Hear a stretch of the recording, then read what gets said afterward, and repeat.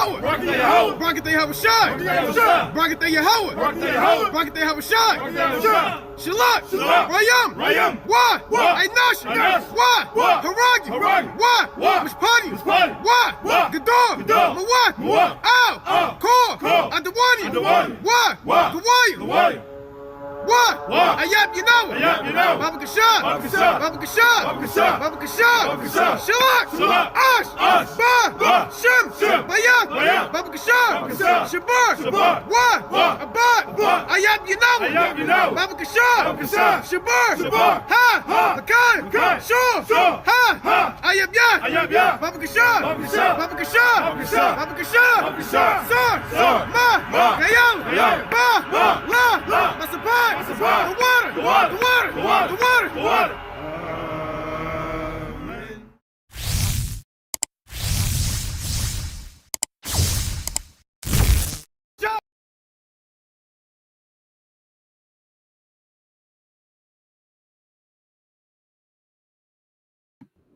Shalom, can you unmute? All praise to the Most High. All right, Shalom, Israel, Shalom. First and foremost, I have to give all praise, honor, and glory to Yahweh by Hashem Mashakum like Yahushai. That is to say, Yahweh, being named the Heavenly Father, who the world will call God, and Yahushai, being named His only begotten Son, who the world ignorantly called Jesus Christ. This is Brother Gasadi from W5 Jersey, Philly. Brother Tazamak. And all praise to Yahweh by Hashem Yahushai. Right, we right back at it. Another Watch on Wednesday, giving you the latest updates. Current events, the things that's taking place right now in the world, right? It's always a time to be watching, right? Whether things are speeding up, whether things are slowing down, things is happening on the highest of levels that you would have no understanding of, right? The Most High is working. He's always working. The Most High is always working in the heavens, right? So we had to do our due diligence as servants, as men that wait on our Lord to continue to keep watch in these last days. I'm gonna actually kick it off with a quick precept right before we continue on. I'm not gonna pull it up on the screen. I want to get this real quick. This is St. Luke chapter 18, and I'm gonna start at verse 7, right? St. Luke chapter 18 and verse number 7. It says, and I'll start at verse 6. St. Luke chapter 18 and verse 6. And the Lord said, hear what the unjust judge saith, and shall not Yahweh avenge his own elect? And we know the Most High is going to avenge his own elect, right? And shalom to everyone is tuned in, right? Shalom to everyone is watching live, or whether you're watching live or you're watching another time. We know YouTube's having a lot of problems right now, across the four corners of the earth. But nevertheless, it says, and shall not Yahweh avenge his own elect, which cry day and night unto him, right? And we're crying day and night unto the Lord, right? It says, though he bear along with them, I tell you that he will avenge them speedily. Nevertheless, when the Son of Man cometh, shall he find faith on the earth. And the Lord, he's looking for those that's watching, those that's actually, trying to get themselves right in these last days, repenting, making their their prayers on high, right? Praying to Yahweh by Shem Yahushai, right? Fasting in the last days, right? Doing all they could do to cast away this old body, right? And try to Most High willing enter to that spiritual body, right? But you got it, King. I'm gonna add the brother in this thing. I think Yazra just hopped up. You got it, King. Khan. Let's go to the classic. Sirach 16:22. Who can declare the works of his hand? For his covenant is afar off, and the trial of all things is in the end. So first and foremost, all praise to the Most High. Brothers and sisters can hop on this video with us and to keep watch. And Lord willing, everyone is enduring and fighting through the trial that is presented to them during these end days, man. All men, all women, and all things are being tried. Everything. America's being tried. You're being tried. All things are being tried. Why? Because we're nearing the end. As we approach these last days, man, all hell is breaking loose, man. And we're going to touch on it. And Lord willing, you're enduring that trial, man. Why? Because this trial was set to test us, man. So Lord willing, every single brother and sister, they fight their trial, man. And they continue to fight and not to give up, not to be overcome and to go back into sin, man. The things that we go through, they're important for us and for the Lord to test our heart, to make sure that we're fit for the kingdom the kingdom of the Most High, man. So Lord willing, everyone's enduring. You know, it's mighty to see brothers and sisters back on Watching Wednesday, and Lord willing, we can continue to do this. You know, and keep it rolling through the Spirit. You know, all praise the Most High, so we can endure unto the end and keep watch. Pecan King. Con, that's right. All praise to the Most High. Now, as we titled the video, and I'm actually pull this up to the Spirit, right? So we're going to go over a few, you know, top current events that's taking place. You know, brothers have other things they want to bring out as well. This is just to keep a pace, so you have some type of direction with this video, right? Nevertheless, we have the peace deal. Have you seen the thumbnail? 2 days ago now, I believe it's 2 days ago, Trump went out there to the so-called Middle East, and he's declaring, they declared, a lot of these different leaders in the Middle East and Europe, they came together and they're declaring peace 2025, the peace deal 2025, right? So we're going to dive into that. We're going to talk about that. Trump is also vowing that there will be no World War III. Out of his own words, he said there will be no World War III. The IMF, which is an International Monetary Fund, which is essentially the World Bank, or you know, funds these different countries, they're warning of a market crash, right? And we're going to dive into that, right? Gold prices is soaring to all-time highs, damn near every day. I mean, it was something just a few years ago when gold went to 2,000 an ounce, and now it's at 4,300 at the time of this video, 4,200. Right. And of course, you got, you know, America, they're revoking these visas, and those that's, you know, you got Christianity is just kind of supposedly is spreading. There's a surge and been an upsurge since 2019. About 50% more people have been added to the Christian church. Right. This is the reports that's going out there. So you got a lot of different things that take place. And ultimately, is to bring about Jacob's trouble, to bring about World War III, to bring about these different things. And we know the Most High's will has to be done, right? So we're going to dive right into it. I think the brother's back now. All praise to the Most High. All right, so I'm going to share my screen through the Spirit. Salaki, can you want to speak on something real quick, Yazra? Nah, we going to hop right into it. Khan, all praise to the Most High. Shalom, shalom. All right, let's dive right into this thing.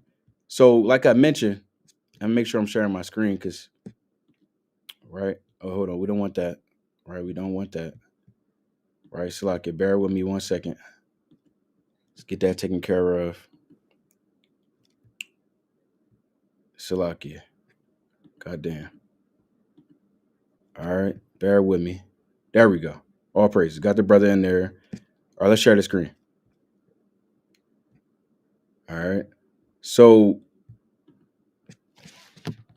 as we see, first and foremost, again, we talk about it all the time, week in, week out, right? Especially when we're doing these videos. If you're not already subscribed, right, or following our X account, I don't know what you're doing. And it's not just because it's our account, but, you know, brothers keep watching. We do this through the Spirit for Israel, right? Brothers take time out their day to retweet certain things and curate certain things. Mainly it's curation, right? Because you could come across certain things, you could follow certain accounts, and those things may be well, but the curation for Israel, that's what brothers try to do through the Spirit. So as you see right there, check out X, or check out Watching for Israel on X, right? So-called Twitter. Now I don't know why the screen is doing this. Right, that's not what we want. There we go. All right, it's better. All praise to the Most High. All right, so I want to dive into this thing, because we got a lot that took place. Right, we got a lot that took place. I want to get Trump. Actually, I want to get this on. Go to this real quick. Right, bear with me. Let me get this real quick. Right, so there we have it. Pop right up. So Trump is saying that there will be. It's like it. He says, "quote unquote," we're not going to have a World War III. And actually, instead of this, I want to go to YouTube. See if I pull this up real quick. Right, Trump, World War III, peace 2025. Let's pull this up. Right, so again, this is 2 days ago that Trump and these world leaders over in Egypt, they all came together and they signed this peace deal. Right? I want to play a little bit of this video so you can see what took place if you haven't checked it out already. And of course, this is fair use. This is on CNBC, so this is fair use. When this ad kind of goes by, we're gonna check this thing out.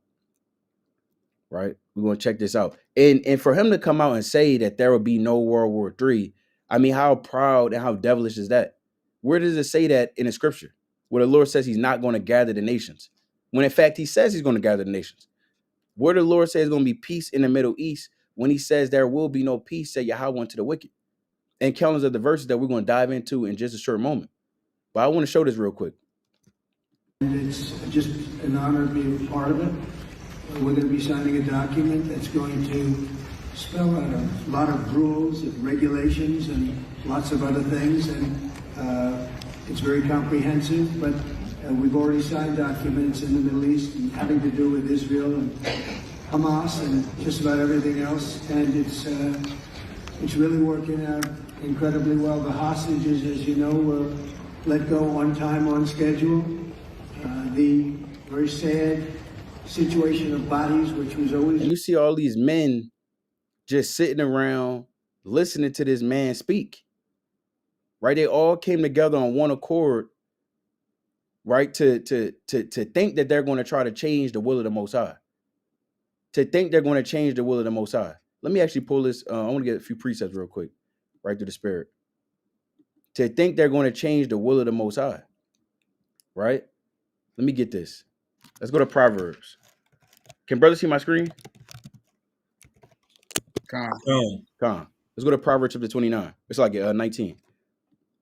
This Proverbs 19. Actually, that's the precept I wanted. Proverbs 19 and verse 21. It says, there are many devices in a man's heart. Right? And we don't know who actually put this man up to speak in that way on that podium. Right? I actually found an actual clip that I wanted of him specifically saying there will be no World War III. But we understand that the Most High, he gathered those men together in that room. He put them there.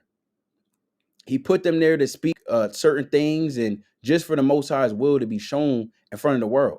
Just as the Lord had established Pharaoh and built them up and built Egypt into the chiefest kingdom, ultimately for the Most High, once he destroyed that wicked nation, for the Most High's name to be magnified in the earth. The Lord is doing the same thing right now. He's putting in the mind of America and these other nations to be proud and exalted and lift themselves up. Ultimately, when they're cast down, that everyone on the earth will know exactly who done it. Right? These are days of Egypt all over again. Right? The Most High is doing the same thing he did at ancient Egypt, ancient Babylon, ancient Tyre and Zidon, right? Ancient Greece, ancient Rome, all these ancient nations.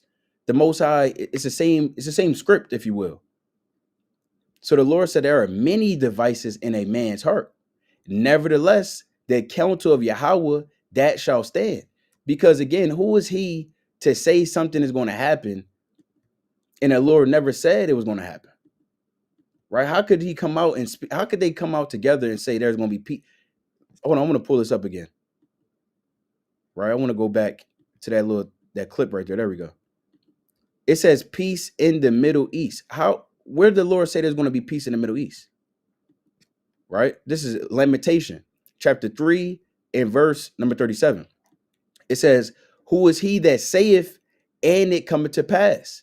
Right? Name one man throughout time that declared something would happen well before it happened, and it actually happened because it was their will that those things was done. No, everything is of the Most High's will.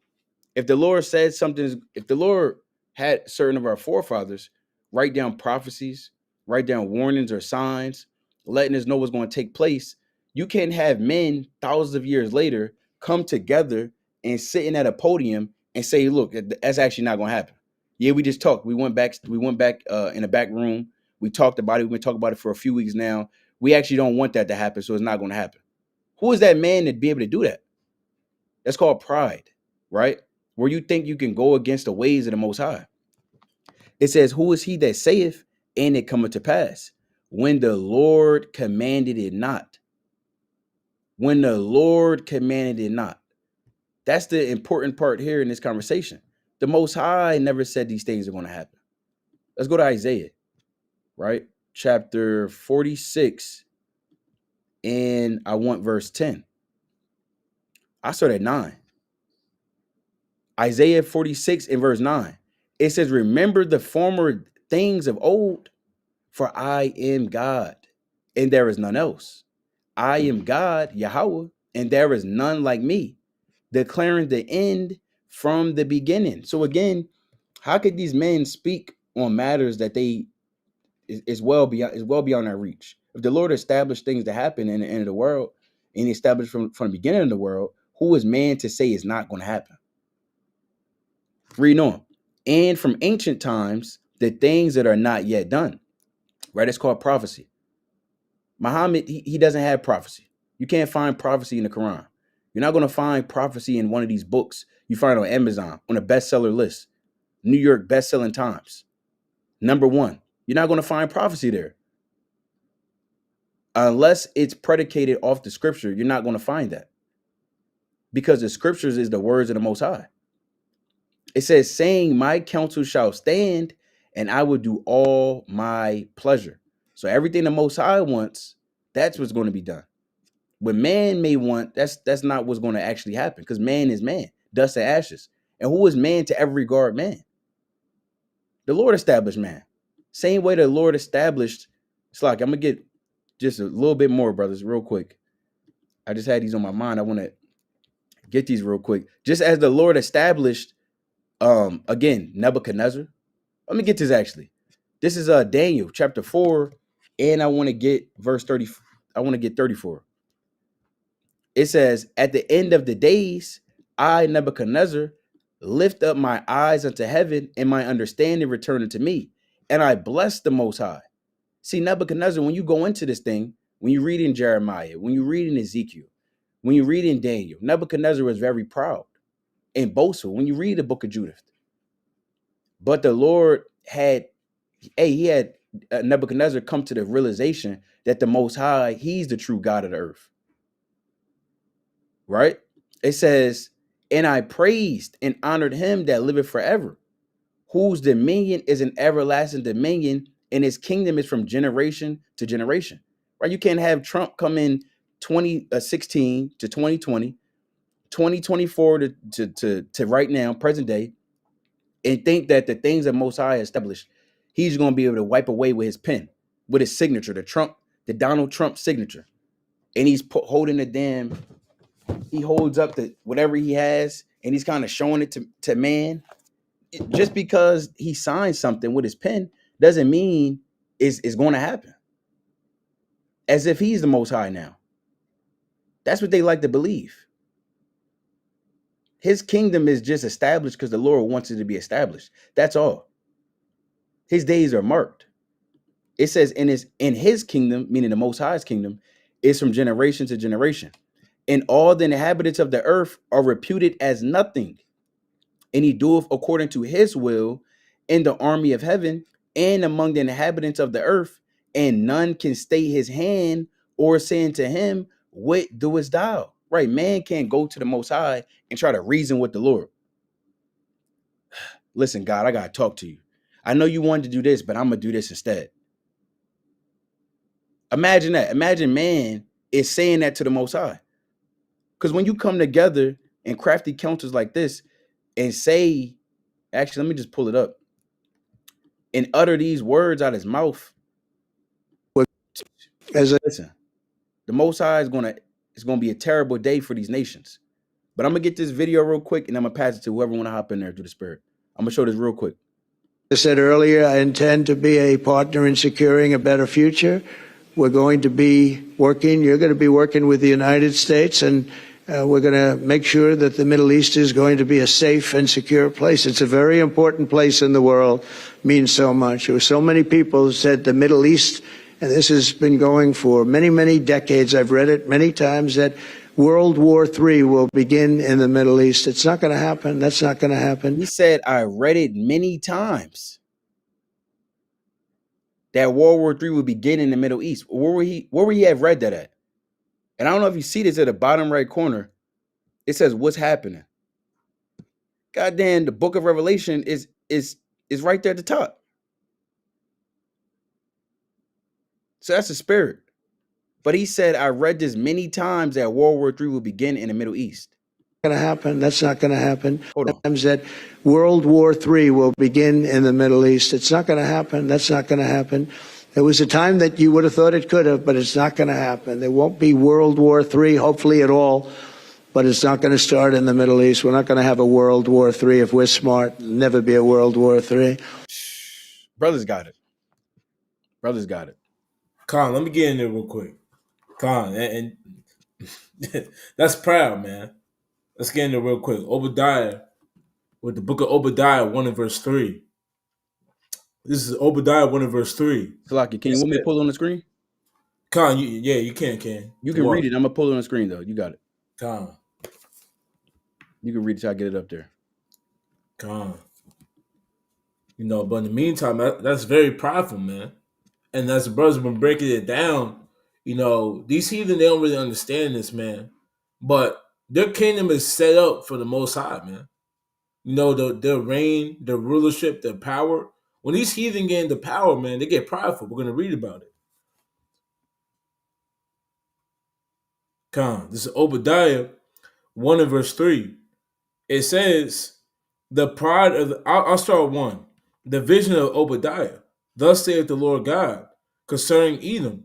We have heard a rumor from the Lord, and an ambassador is set among the heathen. Arise ye, and let us rise up against her in battle. So the Lord is preparing war with Edom, the Edomites. Why? Because of this. Behold, I have made thee small among the heathen, thou art greatly despised. The pride of thine heart hath deceived thee. So when these heathen get into power, man, their pride deceives them, man. They think that they're in control, that they can negate prophecy, that they're in that they got the hands in the what's the word I'm looking for, on the reign. They got the power to control. No, these heathen, they don't understand that the Lord is in control of all things, man. When you look at all these major captivities with all these major men, the men that led these kingdoms, Nebuchadnezzar, Alexander the Great, people like Donald Trump, George Washington. These men, they got prideful, and they always think that they're in control, man. When you understand Alexander the Great's story, man, he got very prideful, man. When you understand his 4 generals that came after him, they got very prideful, man. Not understanding that there is a chapter in the Bible, man, and they're on the 8th chapter that prophesies about that, man. America doesn't understand that there is a chapter in the Bible, man, where it prophesies about them, their reign and their captivity, man. Nebuchadnezzar didn't understand that he was just a prophecy, man, that was set up from the Most High, to be for a certain time, to work his workings in the earth, man. So when you see these get into power, man, they get prideful, man. Like the brother showed the video, which is madness. He said that I've read many times that World War III will be in the Middle East. The place you read that in is in the Bible, man. In Joel the 3rd chapter. That's when you read this type of stuff. And Donald Trump, he read it, man. These top men, they know, and they think that they can change it. Why? Because they through the pride, they think that they're in control. Let's finish that out real quick. It says, the pride of thine heart hath deceived thee, thou that dwellest in the clefts of the rock, whose habitation is high, that saith in his heart, who shall bring me down to the ground? And that's all they're saying when they do certain things to try to stop prophecy, man. They say certain things to try to stop prophecy. If you're seasoned in this truth, you know that there's nothing that they can do, man. The brother brought multiple precepts. I'm gonna get one more, man. But there's nothing that they can do at all. Which is why we know we're in the end. The ball's rolling and there's no stopping it. Don't be the brother that see these things and say, well, man, they're talking about peace. I got another 7 years. No, don't be that type of brother. You gotta understand, when we see these things, we know that it's gonna get worse, man.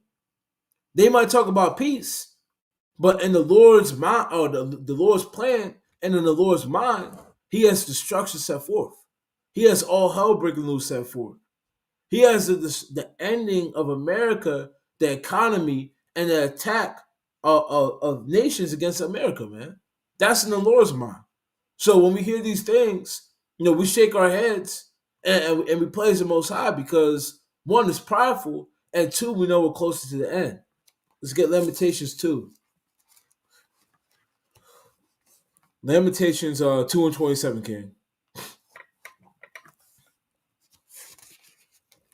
Or Slakia. 2 and if I'm not mistaken, I want 17.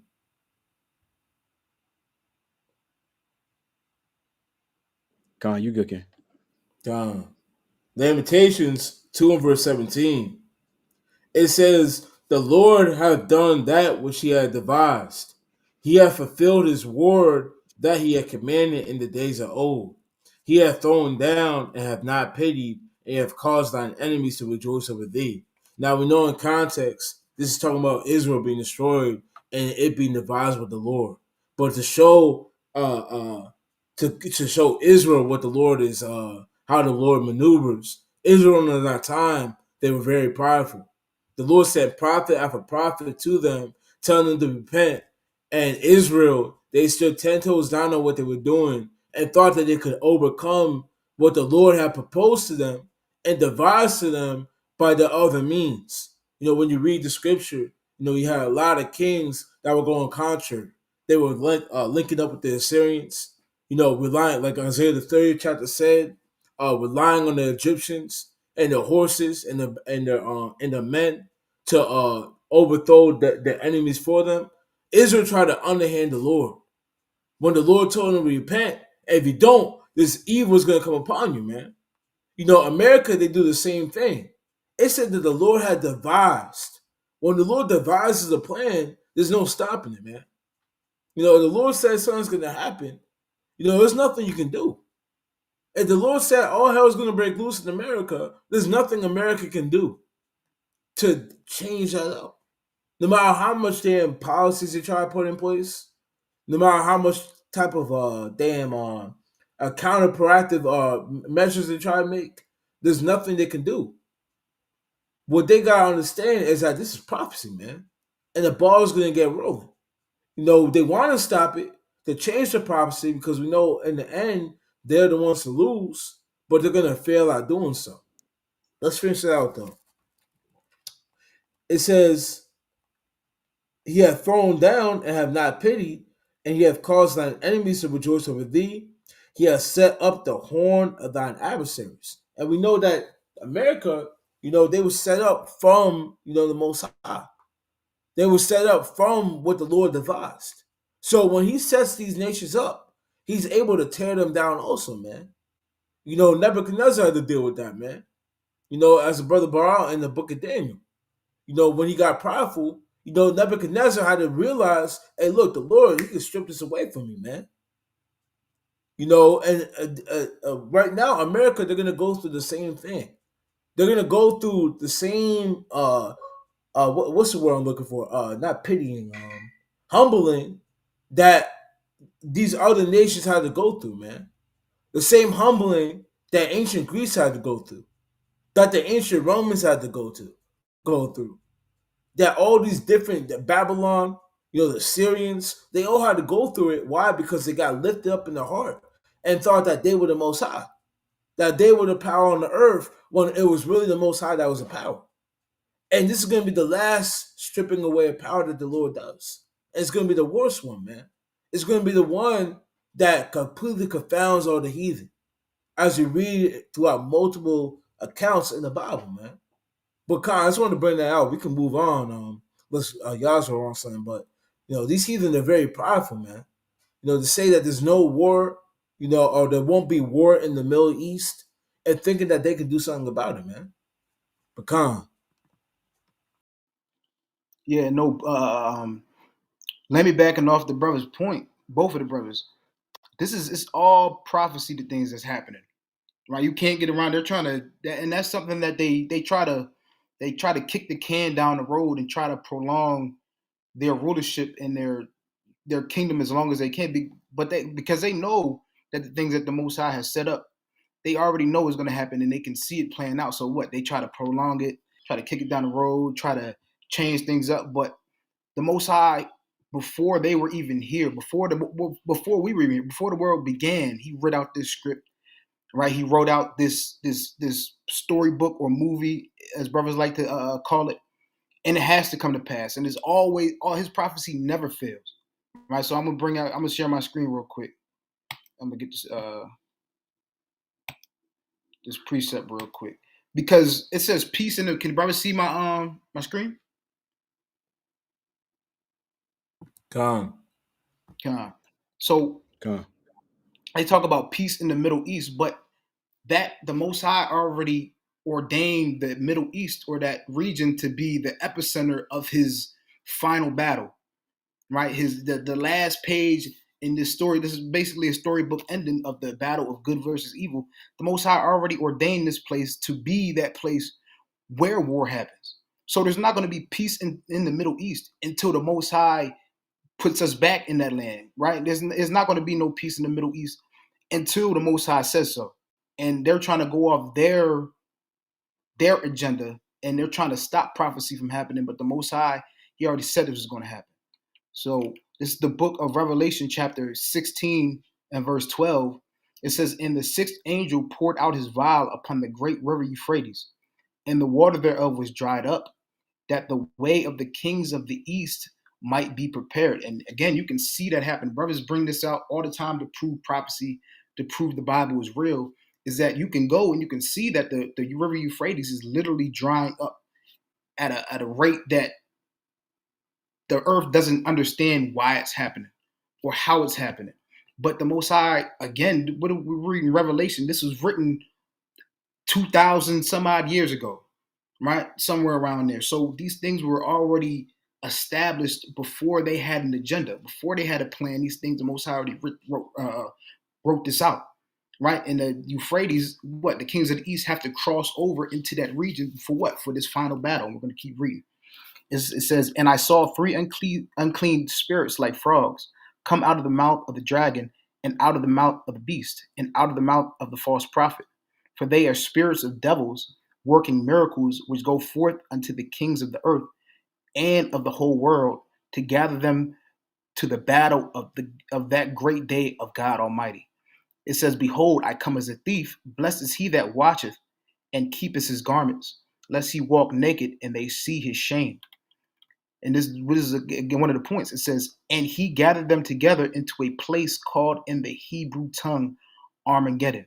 Right? And you see people, this is like I don't even know what the good word for it is, but you see everybody talking about Armageddon, right? Everybody talking about this great war and not really knowing what it's talking about or where it comes from. No, but it comes from the Bible. And this is the last battle that the Most High has set up. Right? Now we can go into the Hebrew of it or to the Greek of it. Let me see. It says Armageddon. Now, what is Armageddon?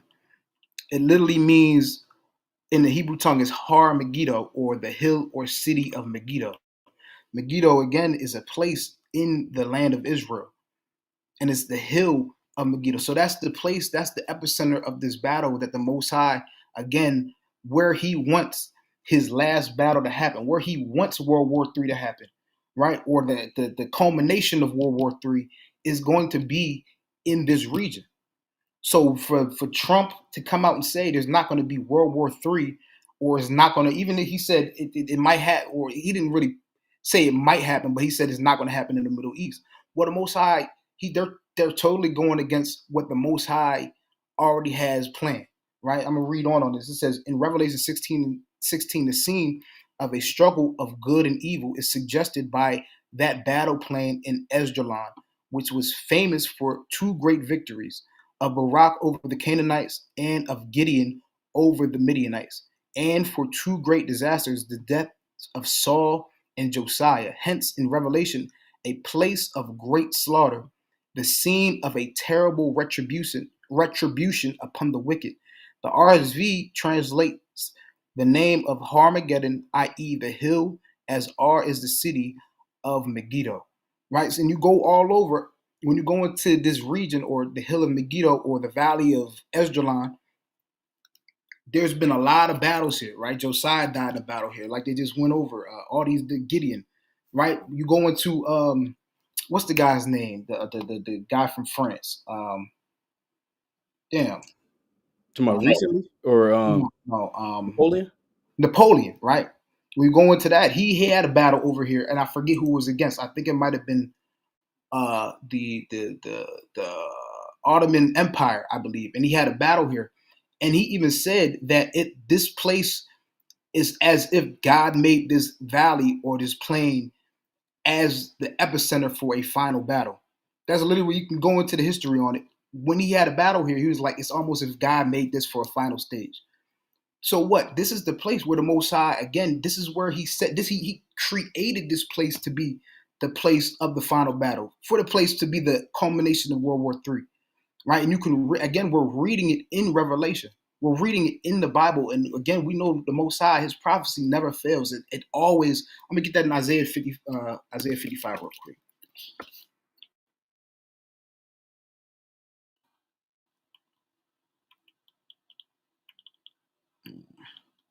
This is Isaiah 55. I'm gonna start at 10. It says, as the rain cometh down and the snow from heaven, and returneth not thither, but watereth the earth, and maketh it bring forth and bud, that it may give seed to the sower and bread to the eater. So shall my word be that goeth forth out of my mouth. It shall not return unto me void, but it shall accomplish that which I please, and it shall prosper in the thing whereto I sent it. So whatever the Most High, whenever His word goes out, whenever it goes out, and He says something's going to happen, you can bet your bottom dollar that thing's going to happen, and it's happened throughout time, right? You can see it through history. You can see it playing out as we speak. So why are we to believe, or should we believe Trump, or should we believe the scriptures and what the Most High already ordained before the beginning of time? But now I just wanted to touch on that and build on that point. But brothers got it. Con, that's some mighty points that brothers have brought out through the spirit. Definitely some mighty points to the spirit. I wanted to share my screen as well, because and we talk about these different. Let me get a quick precept, right? We talk about this, and it's always through the spirit. It may seem like things. I was just talking to a brother, at Tabernacles, was out there, enjoying ourselves, having a good time, and we were talking about certain things. I'm not going to everything we talked about, but we came across, the length of us being in the truth and how we thought maybe certain things would have took place, years prior. And just speaking as men, there's different signs that the Most High had put in the earth, right? I'm gonna get to the second Ezra chapter 9. But one of these major signs that, and I'm gonna share my screen, we actually see, is how the Lord spoke about it. And I believe last Wednesday night went into it, 1 Thessalonians 5:3, right? Everyone knows that precept, right? And you can see it, happening. Certain things may seem like that's what that's talking about. How they coming out and saying peace and safety and so on and so forth. But you start to link these different things up. Trump speaking, how he's speaking about, proudly, boastfully, that there will be no World War III in the Middle East.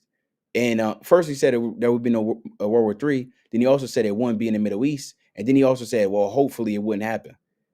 So that's just the devil talk, right? That's the devil talk. And but that they're proud and putting these things out. And I want to go over this article that they had put out yesterday, but I'm actually 2 days ago. But I'm gonna get this precept. This second Ezra chapter 9 and verse number 1. It says, he answered me then and said, measure thou the time diligently in itself. So when you're looking at these prophecies, you're not just taking random guesses, right? You're looking at things that's taking place, and we're just men at the end of the day, right? Because at the end of the day, the Most High can speed things up, slow things down. Things can seem as if something's about to really kick off, and then the Lord delays it, whether someone else gets in office or it's some deal that happens behind the scenes or whatever the case may be. The Lord has certain things shake up. So the Lord said, measure thou the time diligently in itself. And when thou seest part of the signs pass, which I have told thee before, then shalt thou understand that it is the very same time wherein the highest will begin to visit the world which he made. I'm going to jump down. Verse 5.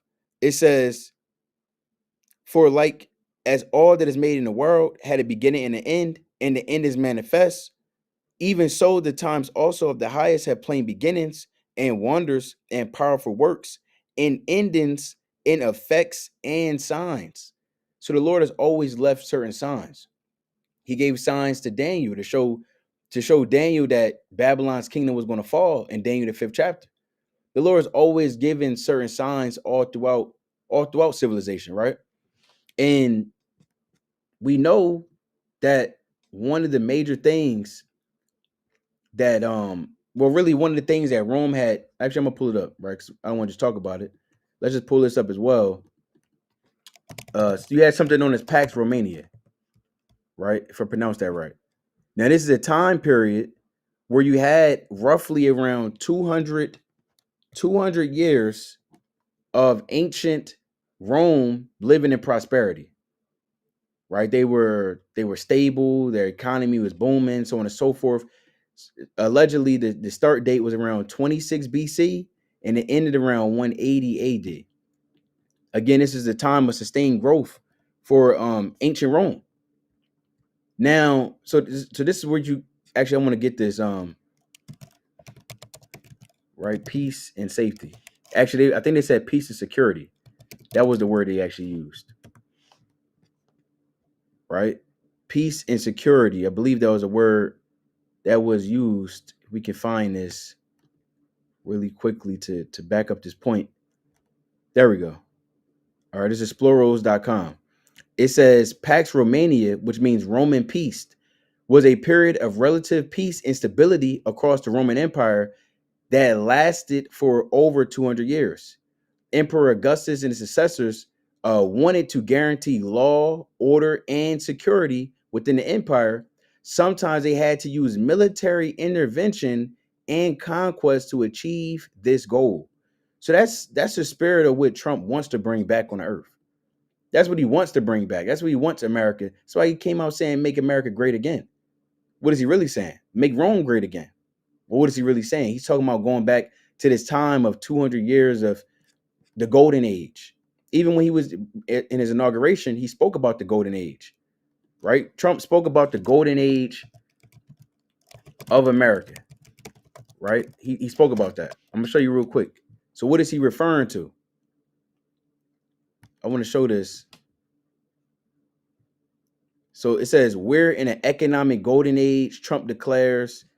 This is back earlier. Trump creating new golden age. 3 weeks ago, Trump touts golden age of America while slamming the UN's empty words. You get the point. The point is that this is what they want to create.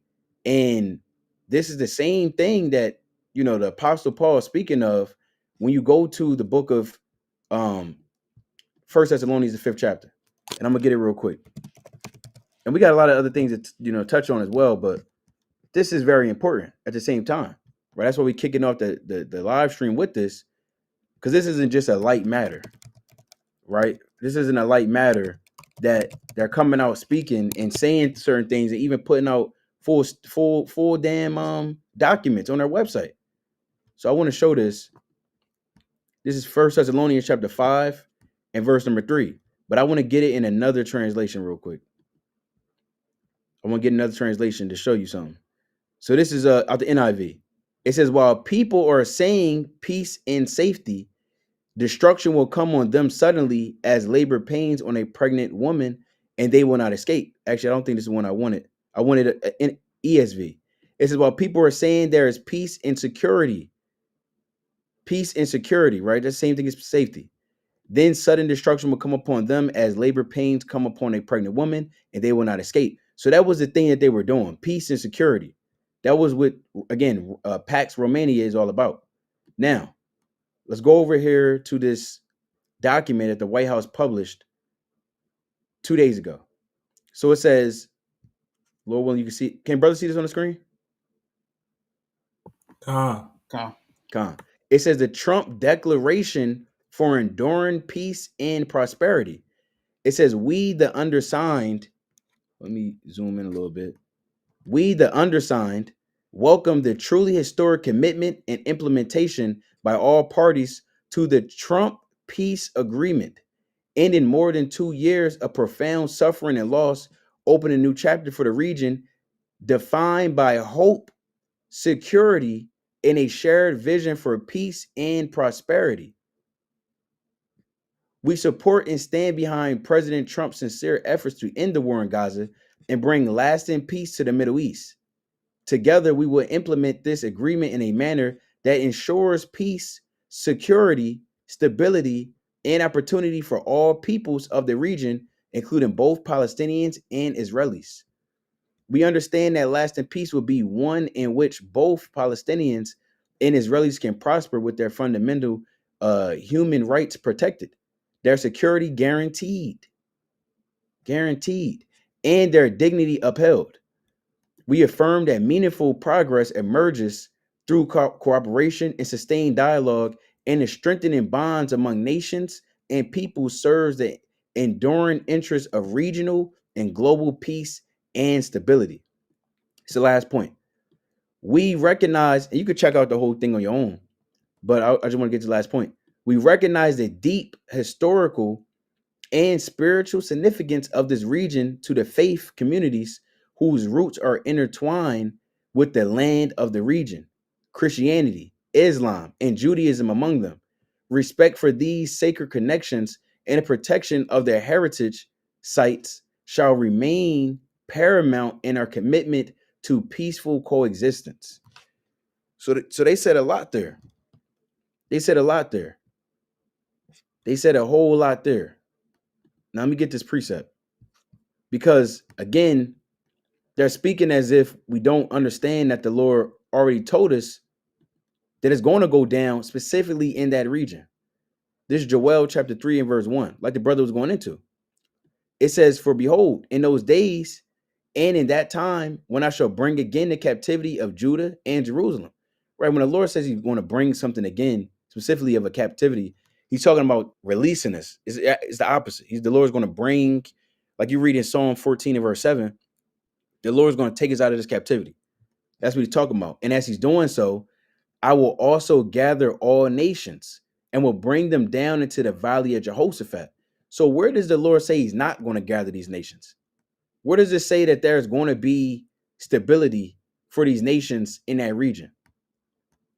No, we read the complete opposite, right? This is Isaiah 34 and verse 1. Come near ye nations to hear, and hearken ye people, let the earth hear, and all that is therein, the world, and all things that come forth of it.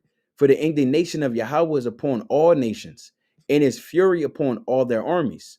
He had utterly destroyed them, he had delivered them to the slaughter. So they're going to be delivered to destruction, right? It's not for them to be able to, like it was put poetically in that article we just read. There's going to be enduring commitments of security guarantees and peace for these different religions and so on and so forth, and establishing these their historic sites is going to be paramount. The Lord not with all that, because that's not what's going down in the scripture. See, for men to come out and do these different things and say these things, they don't trust in it. That's just another way for you to get your heart deceived. And that was actually one of the reasons why I was, speaking to that brother at Tabernacles. The brother in times past, he said, he thinks this thing gonna go down maybe some while away, right? So we just, reason, as men, and I'm trying to make sure that brother understands that, look, you got to be ready for it to go down tonight. At the same, that don't mean throw your hands up and you don't work a job, a week go down the road, 2 weeks, 3 years, 5 years, and you got nothing to provide for your family. That's not what that means at all. But you need to be locked in. The Lord commands us to be locked in the now and in the future. The Lord we're building a nation, right? And the Lord said, man knows the day, doesn't know the day nor hour, roughly paraphrasing. As the days of Noah, as they were eating and drinking, so shall it be in these days right now. But you want to be mindful when men say these different things that is going to, destruction is not going to happen. Everything's good. Don't worry about it. Stock market's booming. Yeah, it may be booming, but it was booming in 2008 or prior to 2008. Then it was a crash. It was booming prior to the crash and what you know as a so-called Great Depression, right? In the 1920s, in the 1930s. It's always booming before it boomed, if you got ears to hear. So don't trust in this society when man is trying to throw at you. You got to be ready to go right now, right? This is Jeremiah chapter 6, verse 13. For from the least of them, even unto the greatest of them, everyone is given to covetousness. And from the prophet, even unto the priest, everyone dealeth falsely. Right? The prophet and the priest, you're supposed to be spiritual leaders for the nation of Israel. Leaders, men that you can follow. If they're following the Most High, then you can follow them. But you have even the men that set up in the world, they're false prophets. They're following after the ways of Satan. If you want to follow men like LeBron or follow men like Jordan or whoever you may think should be a leader in this world for our people, these men are completely turned to the side, completely bending over to the ways of this world. Even so, you have even like the brother read in Revelation 16 and verse 13 on down, America is also considered a false prophet, right? Giving lies and deceiving and getting these nations riled up and seduced, but ultimately going to lead to their demise. Trump is a false prophet. There's many false prophets in the last days. Verse 14, it says, they have healed also the hurt of the daughter of my people. And this is why we have to make videos like this. This is why we got to continue to warn our people. Because you're going to have people that's going to come in, whether of our nation or of the world, and they're going to deceive our people to think that things is going to work well. Right now, right now you got a lot of brothers and sisters that's in the world. They get into it. Or they think they are. They running up these credit cards, $50,000 credit limit, no docs. That's what they say, no docs, meaning no documentation. Take a credit card, $50,000, Navy Federal, take this money, flip this, do that, do this. That's them trying to heal the hurt of the people, the daughter of my people. It says slightly, saying peace, peace, when there is no peace. Saying things going to be well. No, things are not going to be well. We're not here to tell you things are going to be well. You're about to enter into some dark times. This isn't for the faint of heart. This is the Salakia Kings. Let me get these real quick. This is the darkest times you're ever going to experience ever in mankind's history. Right? This is Joel chapter 1 and verse number 14. Sanctify ye a fast, call a solemn assembly, gather the elders and all the inhabitants of the land, and to the house of Yahweh your God, and cry unto Yahweh. Why would you have to cry into the Lord, sanctify a fast, get everybody on one accord if things are going to be well? No, you're doing that to make lamentation to the Most High for the evils we've done, that the Lord can have mercy upon us. Verse 15, it says, alas, for the day of Yahweh is at hand. As a destruction from the Almighty shall it come. So it's not going to be a day of gladness and cheerfulness. No, when the Lord returns, it's going to be a day of destruction. Now, the kingdom, and after the fifth seal, after the sixth seal, after the seventh seal, then things going to be afresh and new. And things going to be peaceful and things are going to be right. But you got a long ways to go. The day of the Lord is speaking of when the Lord Yahweh Shah returns and brings judgment to this land. It's not going to be a pretty day. When he's separating the wheat from the tares, the sheep from the goats, the righteous from the wicked. It's not going to be a pretty day.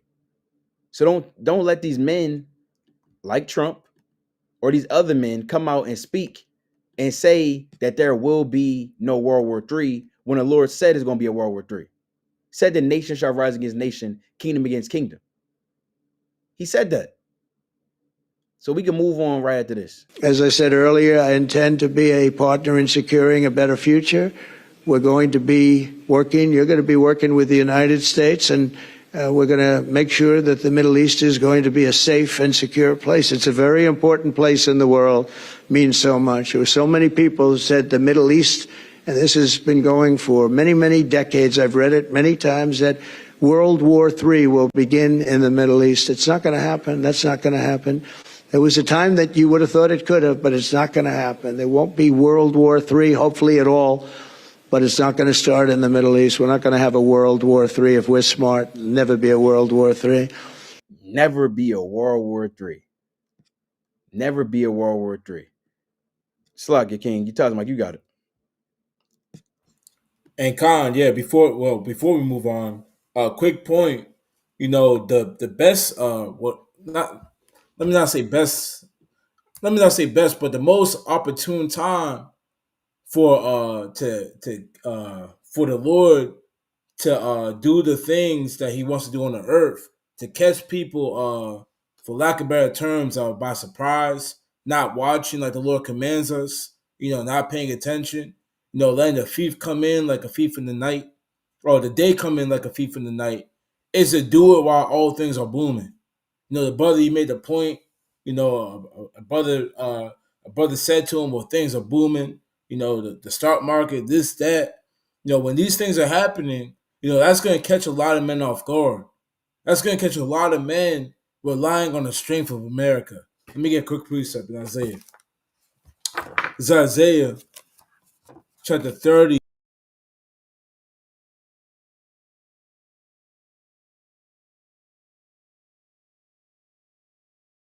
You muted, King. Yeah, king.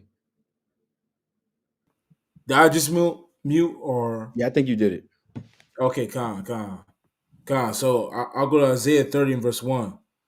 It says, woe to the rebellious children, saith the Lord, that take counsel, but not of me, and that cover with a covering, but not of my spirit, that they may add sin to sin, that walk to go down into Egypt, and have not acts of my mouth, to strengthen themselves in the strength of Pharaoh, and to trust in the shadow of Egypt.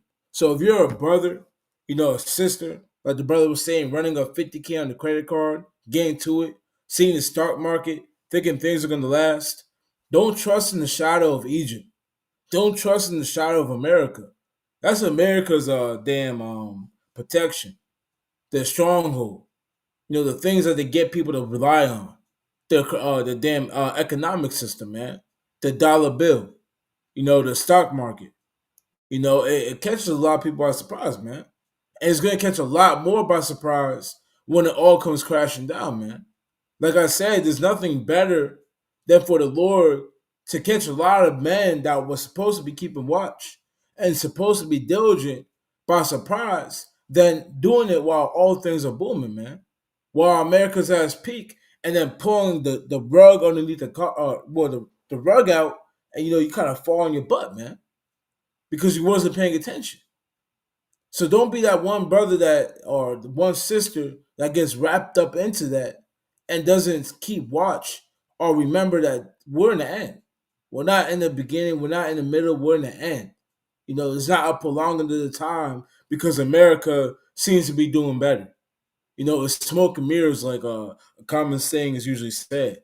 All these things are smoke and mirrors. America is at its end.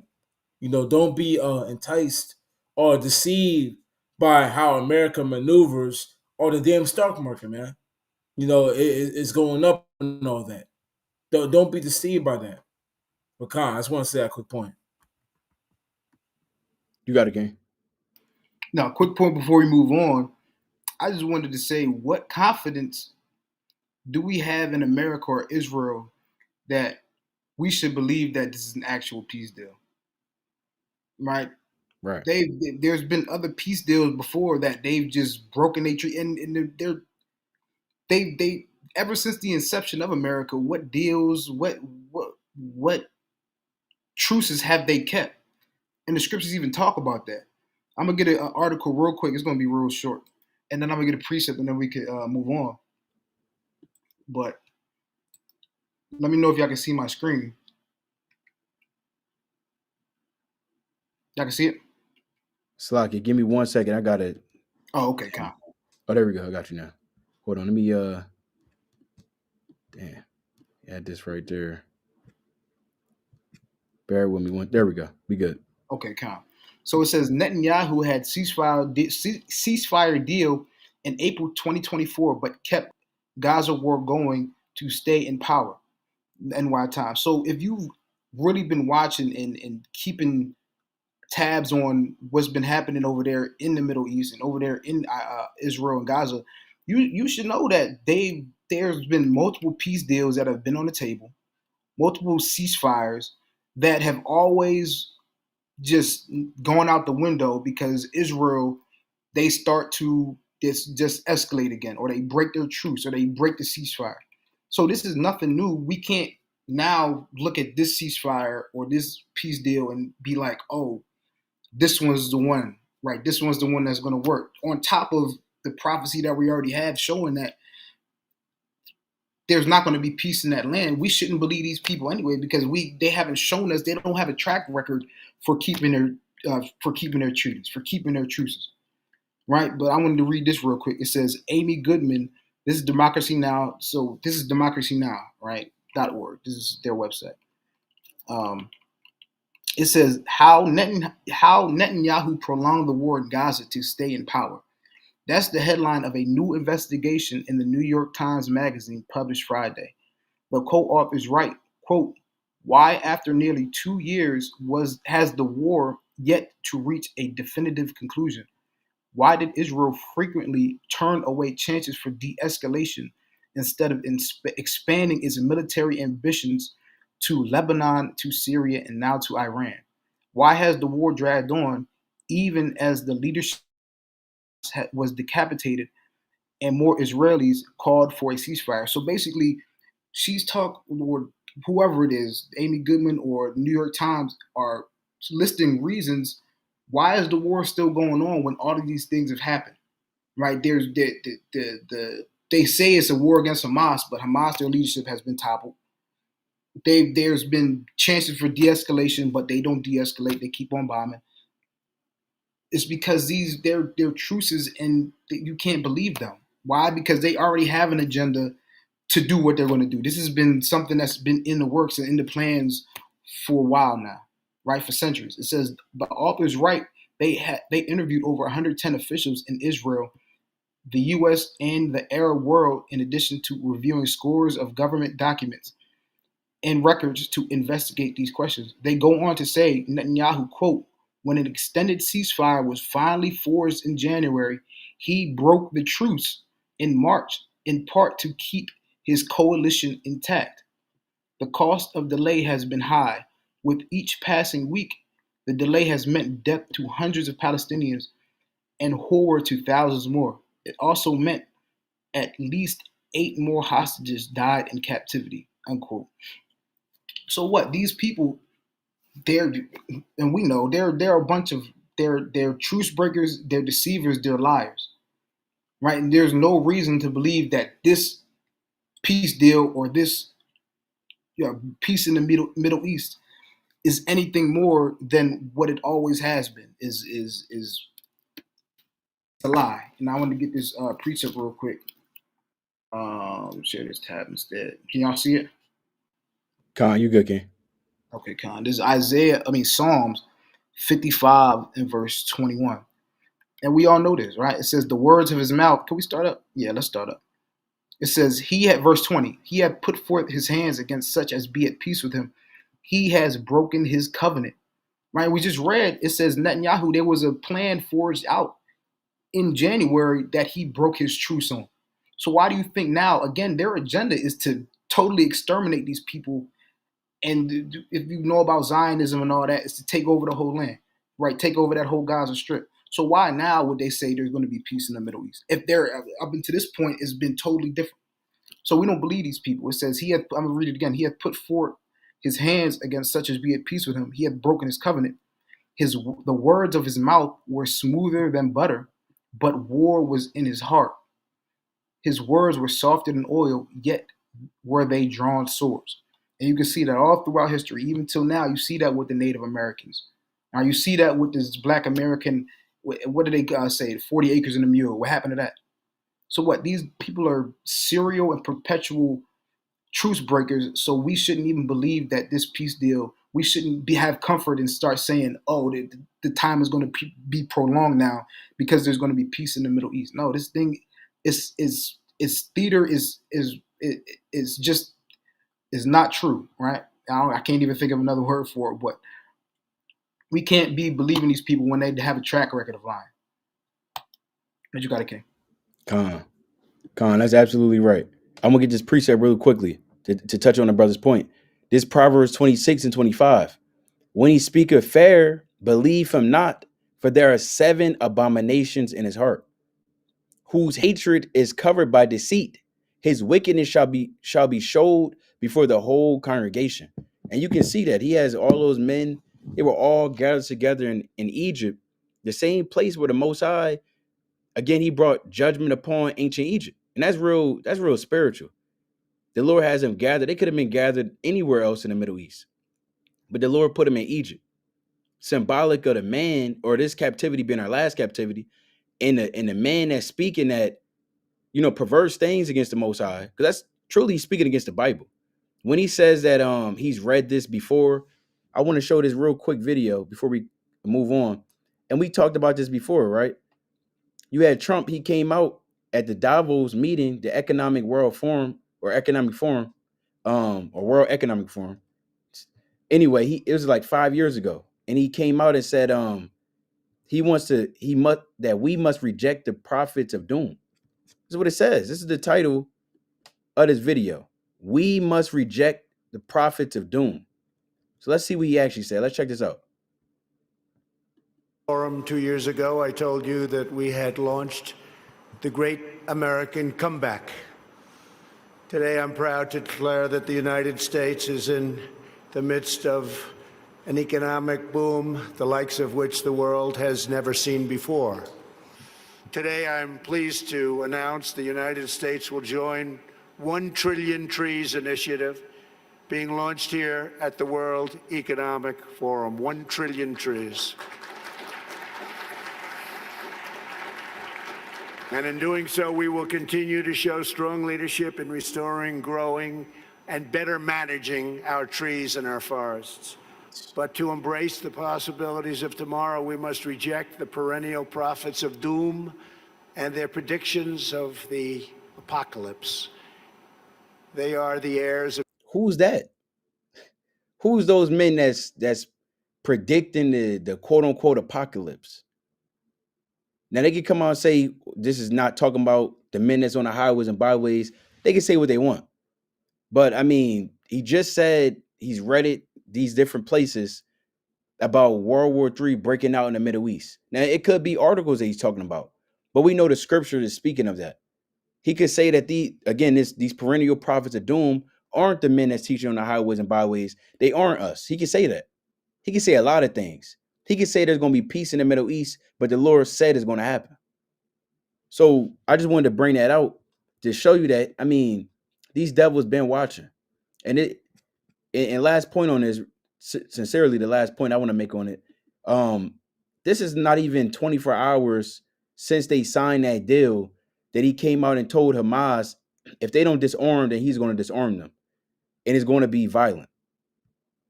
That's what he said. And it'll happen quickly, and perhaps told them we want to disarm, and they will disarm. And if they don't disarm, we will disarm them. And it'll happen quickly and perhaps violently. But they will disarm. Do you understand me? Yes, you say because quickly. everyone says, oh, well, they won't disarm. They will disarm. And I spoke to Hamas. You could check out the rest of that on your own time. The point being, they just had a peace deal. How do you have a peace deal and then 24 hours later, you tell them things gonna get violent if they don't disarm, meaning give up all their guns? I thought y'all all came to agreement. Y'all brokered the deal. I thought it would be no war breaking out. Not even 24 hours later. So that should, unless another brother has a point on that, we can segue to the next topic, right through the spirit. And we talked about it a little bit, but this economy is crashing. Don't let the stock market, the S&P 500, all those things fool you. I'm actually pull this up real quick. We're gonna look at a live track of what gold is at right now. Right now, as you speak, gold is at 42.45. When you look right here at the bottom, is it gonna pop up on here? It might be over here. Yeah, this is the all-time high. I think it's another way to look it up. Right, but this is the current all-time high, right? In the last year alone, gold has been up 60%. 60% in 1 year. Anyone that knows anything about investments, on day one, January 1st, 2025, if you told someone, look, 8 months later, what is this? October, 8 months later, Slocky, hold on, 10 months later, my math off, right? My math was off. But 10 months later, you're gonna make a 60% investment. Hey, someone may take that. It just so happened that's gold. And as gold increases, this is gold compared to the US dollar. If gold is at 42.43, that's saying that the dollar has gotten weaker. The dollar has gotten 60% weaker since Trump got in office. The same man is saying there's an economic boom. You only invest in gold in these different metals that's weighed against the dollar if you think the dollar is weak and it's tanking. So I want to show this real quick. The IMF warns of rising odds of disorderly global market correction. So this is not a light thing. They're coming out, putting on the forefront. We know sometime last year you had the shipping ports. They were jammed up. I think it was last year and the year before that. You had back-to-back years, if I'm not mistaken, and brothers can correct me if I'm wrong, of the damn shipping docks over in Baltimore. I believe it was something else over in California. These ports were getting shut down and things was happening. Men was going on strike. During C-19, right? You had the docks were empty. This is prophecy, right? This is prophecy being fulfilled continually. This is a daily thing. It says global markets are too comfortable with risk, warning trade wars, geopolitical tensions, and yawning. It's like I'm gonna zoom in. And yawning government deficits, which combined with already overpriced assets, increase the chance of a disorderly market correction.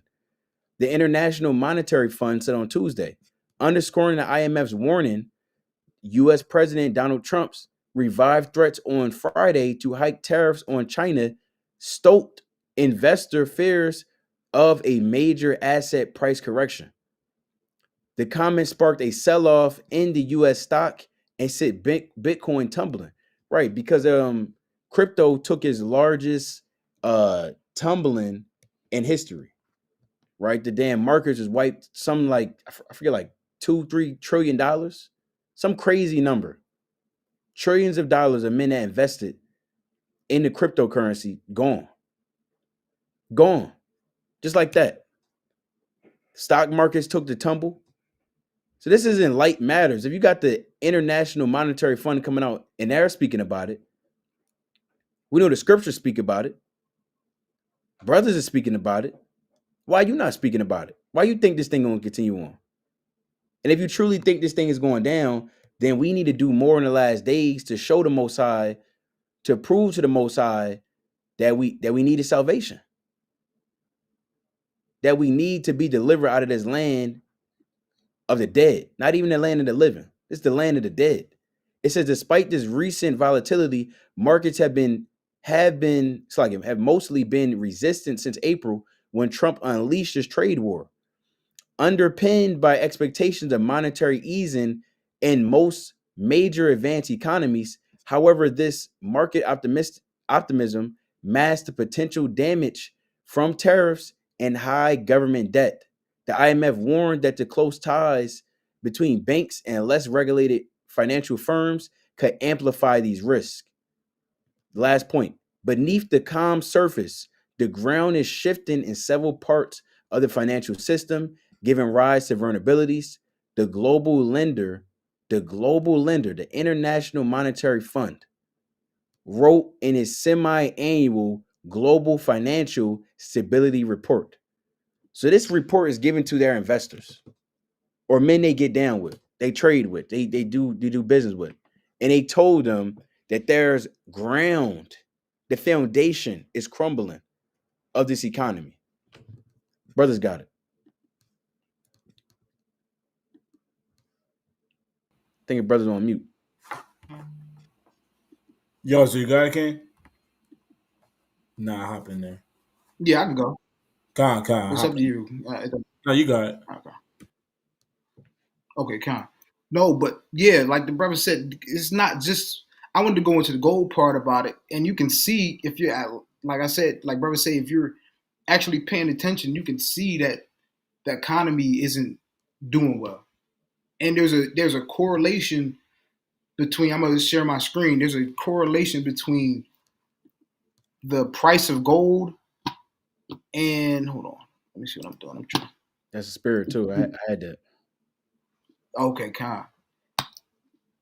There's a correlation between the price of gold and instability in the world, right? Wars, economic downturns.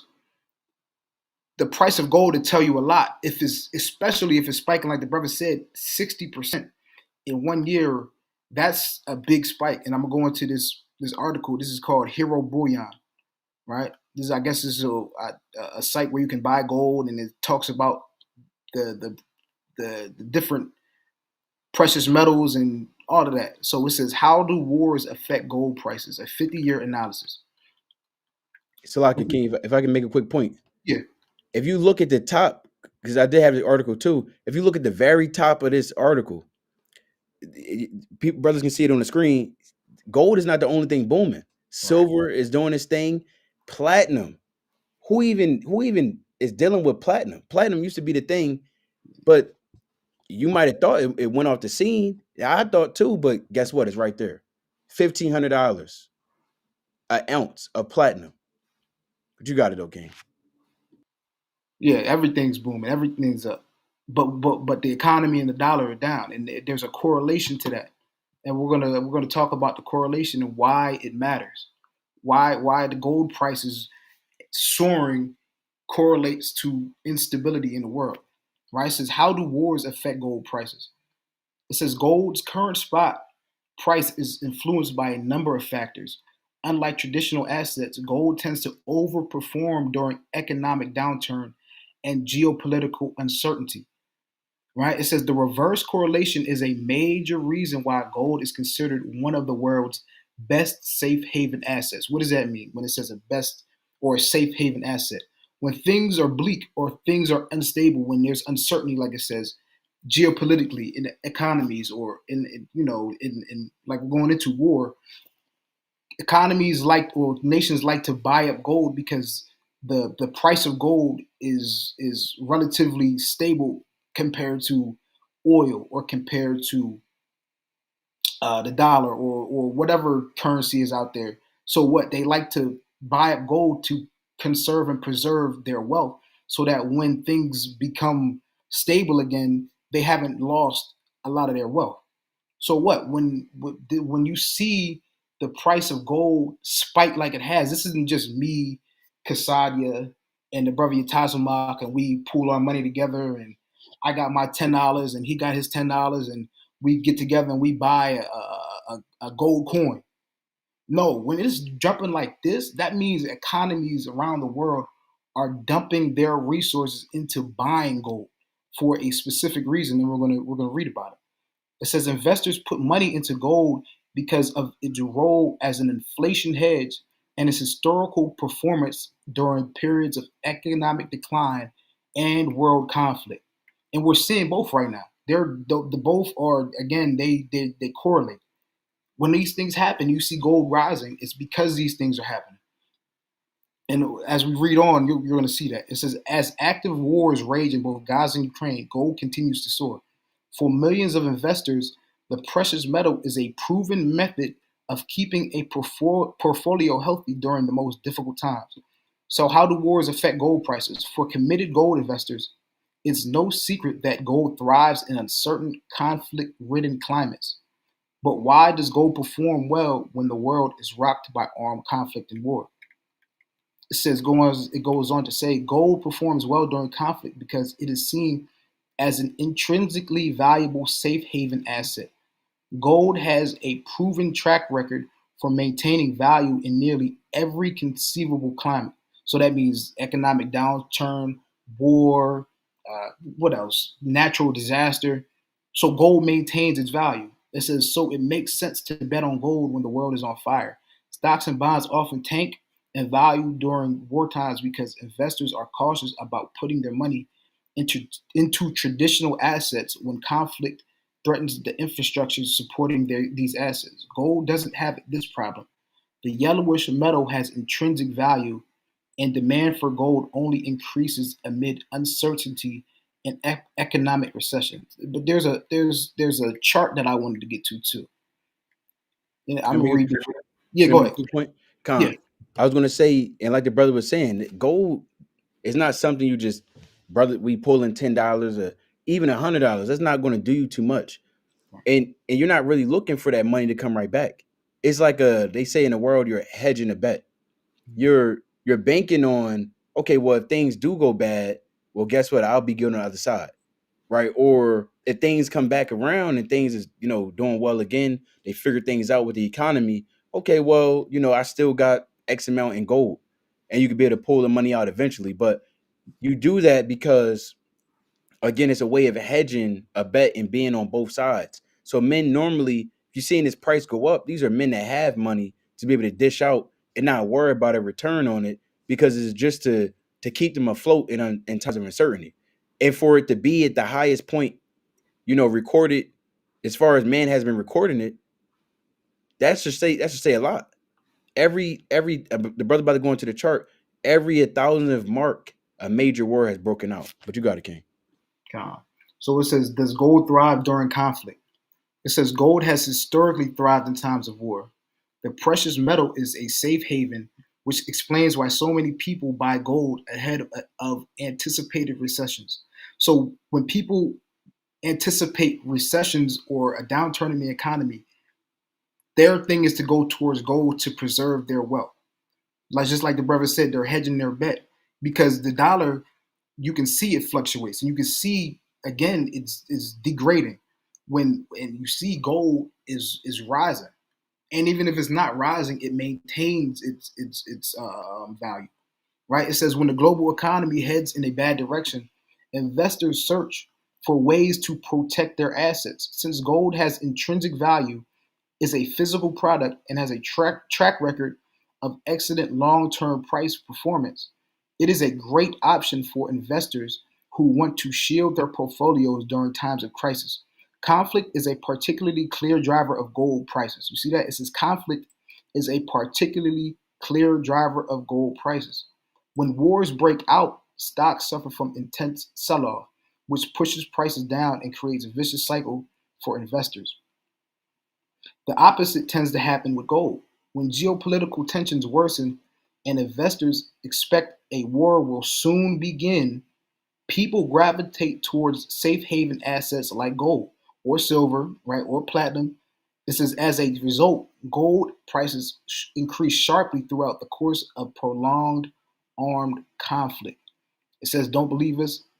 Let's take a look at the data. So I don't know if I could. Can y'all see this? I want Yeah. to. Are you on a Mac right now? Yeah. Or hit command? I think it's command. It might be option. And One no, it's command and the plus sign. You can zoom in. plus sign. Oh Yep. yeah. There you go. This brother knows his computers. See that? But look, you have right here during the 1980s, you have the Russians invading the Afghanistan. You can see the sharp increase in the price of gold, right? Then relatively, when it staves off, then it goes back down. Then it has the American invasion of Afghanistan, war Iraq war begins, you could see a sharp increase from what? What was it at? About maybe $300, went all the way to $1,700. Right now, you goes back down. Now Russia invades Ukraine. Israel-Hamas war begins, and this is where we've seen it start to take off. But it was below $2,000. But now you see it almost. It's predicted to get almost to $5,000. So why is it going so high? It's because people are predicting a war like nothing the world has never seen. Right. This is why you can see the price of gold, like the brother said, it went up 60%. In 2023, it was at $2,000. I believe at the beginning of this year, like I think the brother had said on this chart. I don't know what chart he had, or it was on Google, but it wasn't even at $3,000. It was like $2,000. So you can see the world and the economies of the world and the nations of the earth, they're expecting war. Right. I'm gonna get this precept real quick. And quick point. It was at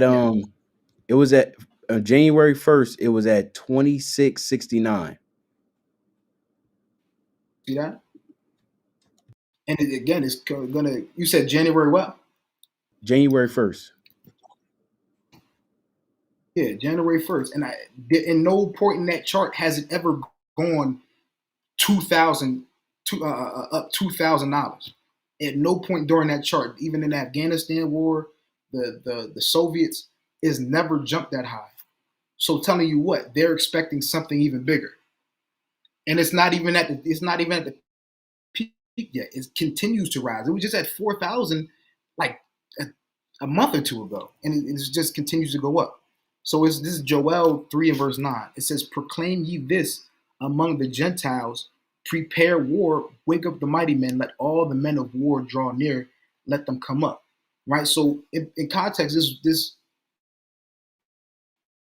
passage is talking about when you go down to talk about making weapons and doing, doing wartime economy where they're creating weapons and things of that nature. But one of the ways to prepare for war is trying to protect your assets with gold, and you can see that happen throughout time when the nations and the economies think that war is coming, and they know that war is coming. Gold increases. The price of gold increases, and you can see that happening right now as we speak. Again, it's up 60%, showing you that they're predicting that a major war is going to break out. And that's one of the ways you can predict or see what's going on Earth and what the climate is like by the price of gold and what the economies are doing based on what gold is doing. But I just wanted to that's the article I had. If you got something, Tazawan? Yeah, Khan. If I'm not mistaken, around I want to say 2007, when the stock market crashed, gold increased around 25%, and right after that, America announced the sending in more troops to Iraq. If I'm not mistaken, hold on, let me search this up. I'll show it on my screen. Because that's a direct link, like the brothers are saying. When these things happen, and of course, while we do these lives, when these things happen, they all tie into, all hell breaking loose. But did gold rise during the stock market? Yeah, come on. Hold up, let me share my screen. Brothers, let me know what they see it. Come on, brothers, let me know what they see it.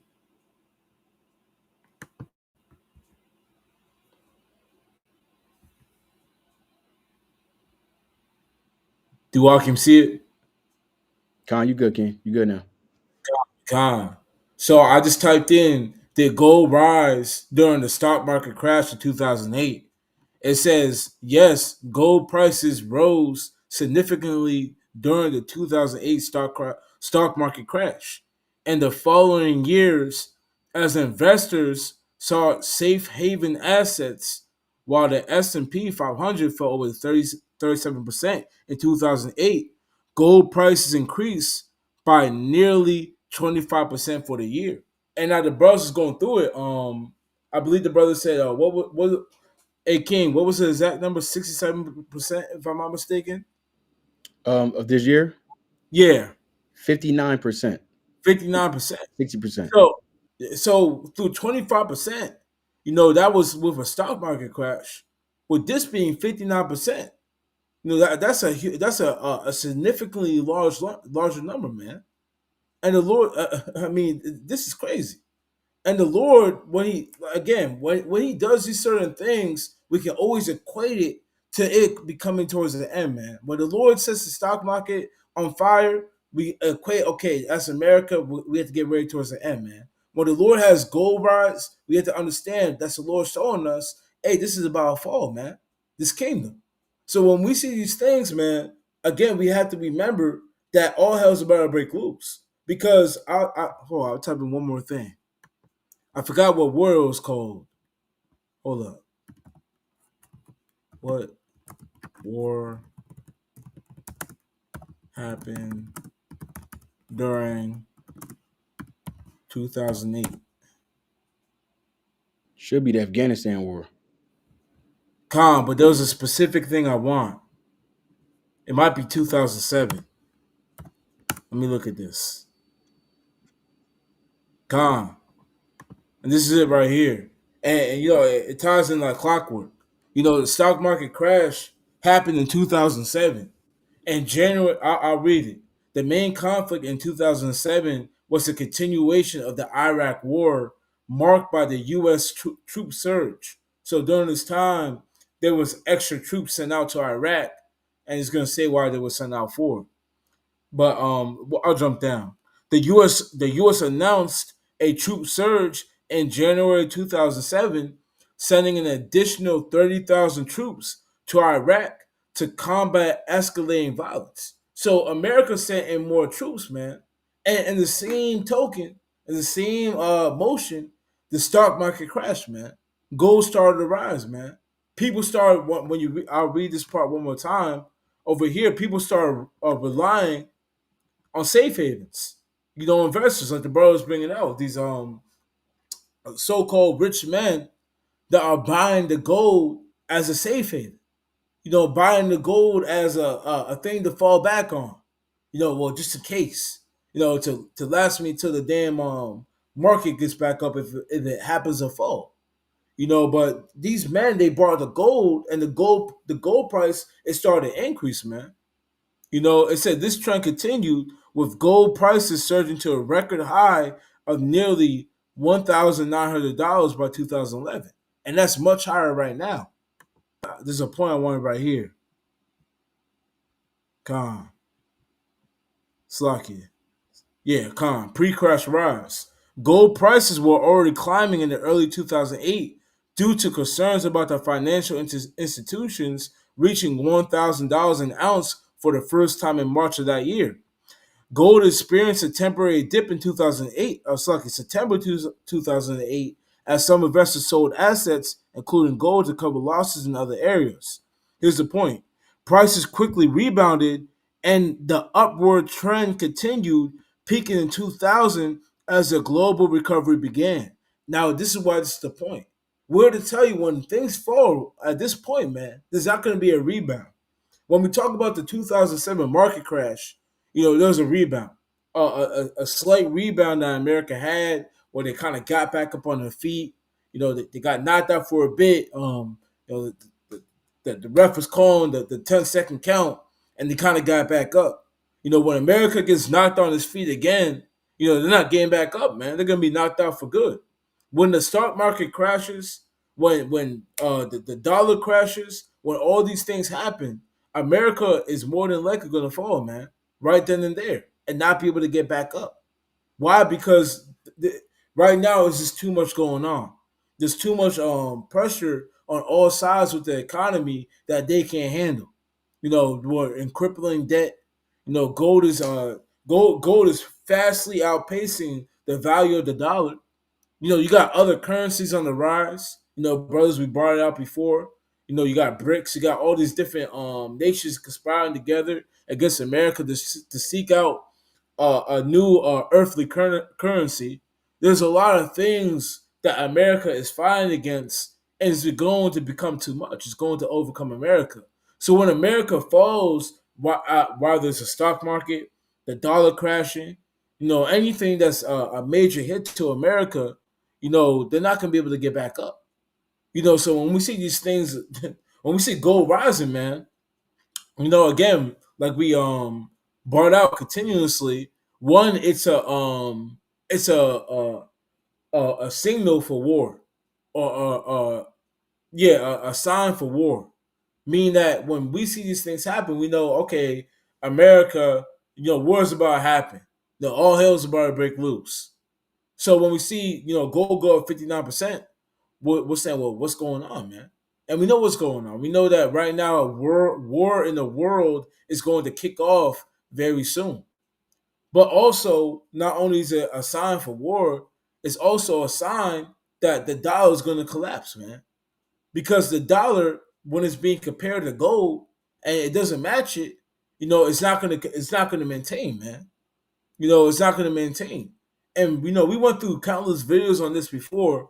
If I'm not mistaken, where we touched on how the dollar isn't really backed by anything. Hey, this is America's own doing, man. You've been the damn dollar that Jake fight over, that you slave night and day for. It's not really backed by anything, man. It's a federal note. And that's their own doing, because once it becomes that, okay, this dollar really doesn't mean anything, that's when America's economy is going to come crashing down with this crippling debt, with its not being backed by anything. All the gold is hoarded up by certain families and men, that you'll never see, and all you guys are a green piece of paper. All you guys are green piece of paper. And I forgot what country it was. Somewhere in South America, if I'm not mistaken. It might have been Venezuela, if I'm not mistaken. They were burning the damn money outside the damn on the streets, man. That's coming to America. Well, America, the dollar is not going to mean anything. And right now, a lot of people, they rely on the dollar, man. Like the brother Yazra brought out. It's not me, Kasadia, and Yazra coming together and putting half of our paycheck to go buy. It's not going to work like that, man.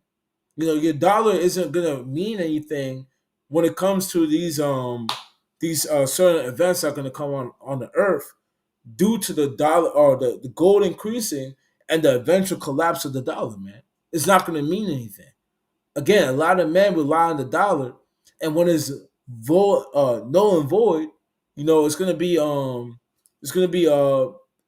I'll say hard for a lot of Babylonians out here that one don't have the money or the resources to buy the gold and to compete with the men that are hoarding the gold. And also, it's going to be tough for them, when obviously they rely their whole life on the dollar, man. That's why we're telling our people it's time to repent, man. It's not time to damn invest in, the wealth of America or chase a damn dollar bill. It's vanity at the end of the day. We brought it out multiple times, and we're going to continue to bring it out. But again, when we see these things right here, gold prices are rising significantly during stock market crashes. What happens after that? The wars that happen after that, and we know what time we're living in. Now's not the time to rely on the dollar bill. To deliver you, to save you, to back you up. You're looking at the start. It's now it's not the time to look at that type of stuff, man. Now's the time to repent. But come on, bros can get in there. Gone, and that's a spirit too. Really quickly, I think that country you was talking about was Venezuela. They did that back in I just pulled it up. It was March of 2022. They had burnt their they essentially were saying that the money was worthless and they were dealing with extreme hyperinflation. So they essentially just cast their money out, burned it up for warmth, and said, and throwing it away. There's actually crafting certain things. This complete madness was going on a few years ago. But that's what the Lord said is men are going to do in the last days. Right? This is Ezekiel chapter 7, and I want to get verse 19. Actually, I'm going to pull it up on the screen. Right? So we can see this through the Spirit. Let's go to Ezekiel chapter 7, Salakia. Right, let's put this on the screen. Hold on.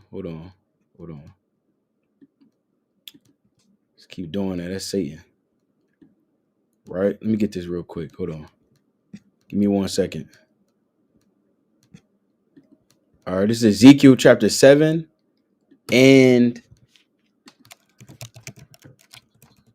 1:19. This is Ezekiel chapter 7, verse 19. It says, actually, I started verse 16. It says, but they that escape of them, it's like, but they that escape of them shall escape and shall be on the mountains like doves of the valleys, all of them mourning, every one for his iniquity. Right, when man is having destruction take place, famine taking place, pestilence, you got different plagues, so on and so forth. Man is going to be caught out there. That's what the Lord is saying. It says, all hands shall be feeble, and all knees shall be weak as water. They shall also gird themselves with sackcloth, and horror shall cover them. It says, and shame shall be upon all faces, and baldness upon all their heads. Right, these are the days of the end. It's Ezekiel chapter 7 and verse number 2. Also, thou son of man, thus said Yahweh unto the land of Israel, the end is come upon the four corners of the land. Right, so the Lord is bringing his judgment upon the world. Right, so let's continue on. This is the context. Verse 19. So this is how man is going to be in the last days. They shall cast their silver in the streets, and their gold shall be removed. And this is what you see right here. Again, they were literally burning up their money, right? Literally burning their money. It says, as financial crisis hits the country, Venezuelans throw money on the streets, right? They were literally throwing money on the streets. You can see this. Stacks of money. What one man would have thought, and they were killing each other for this money, right? Northern Kingdom is still Israel, right? As we know.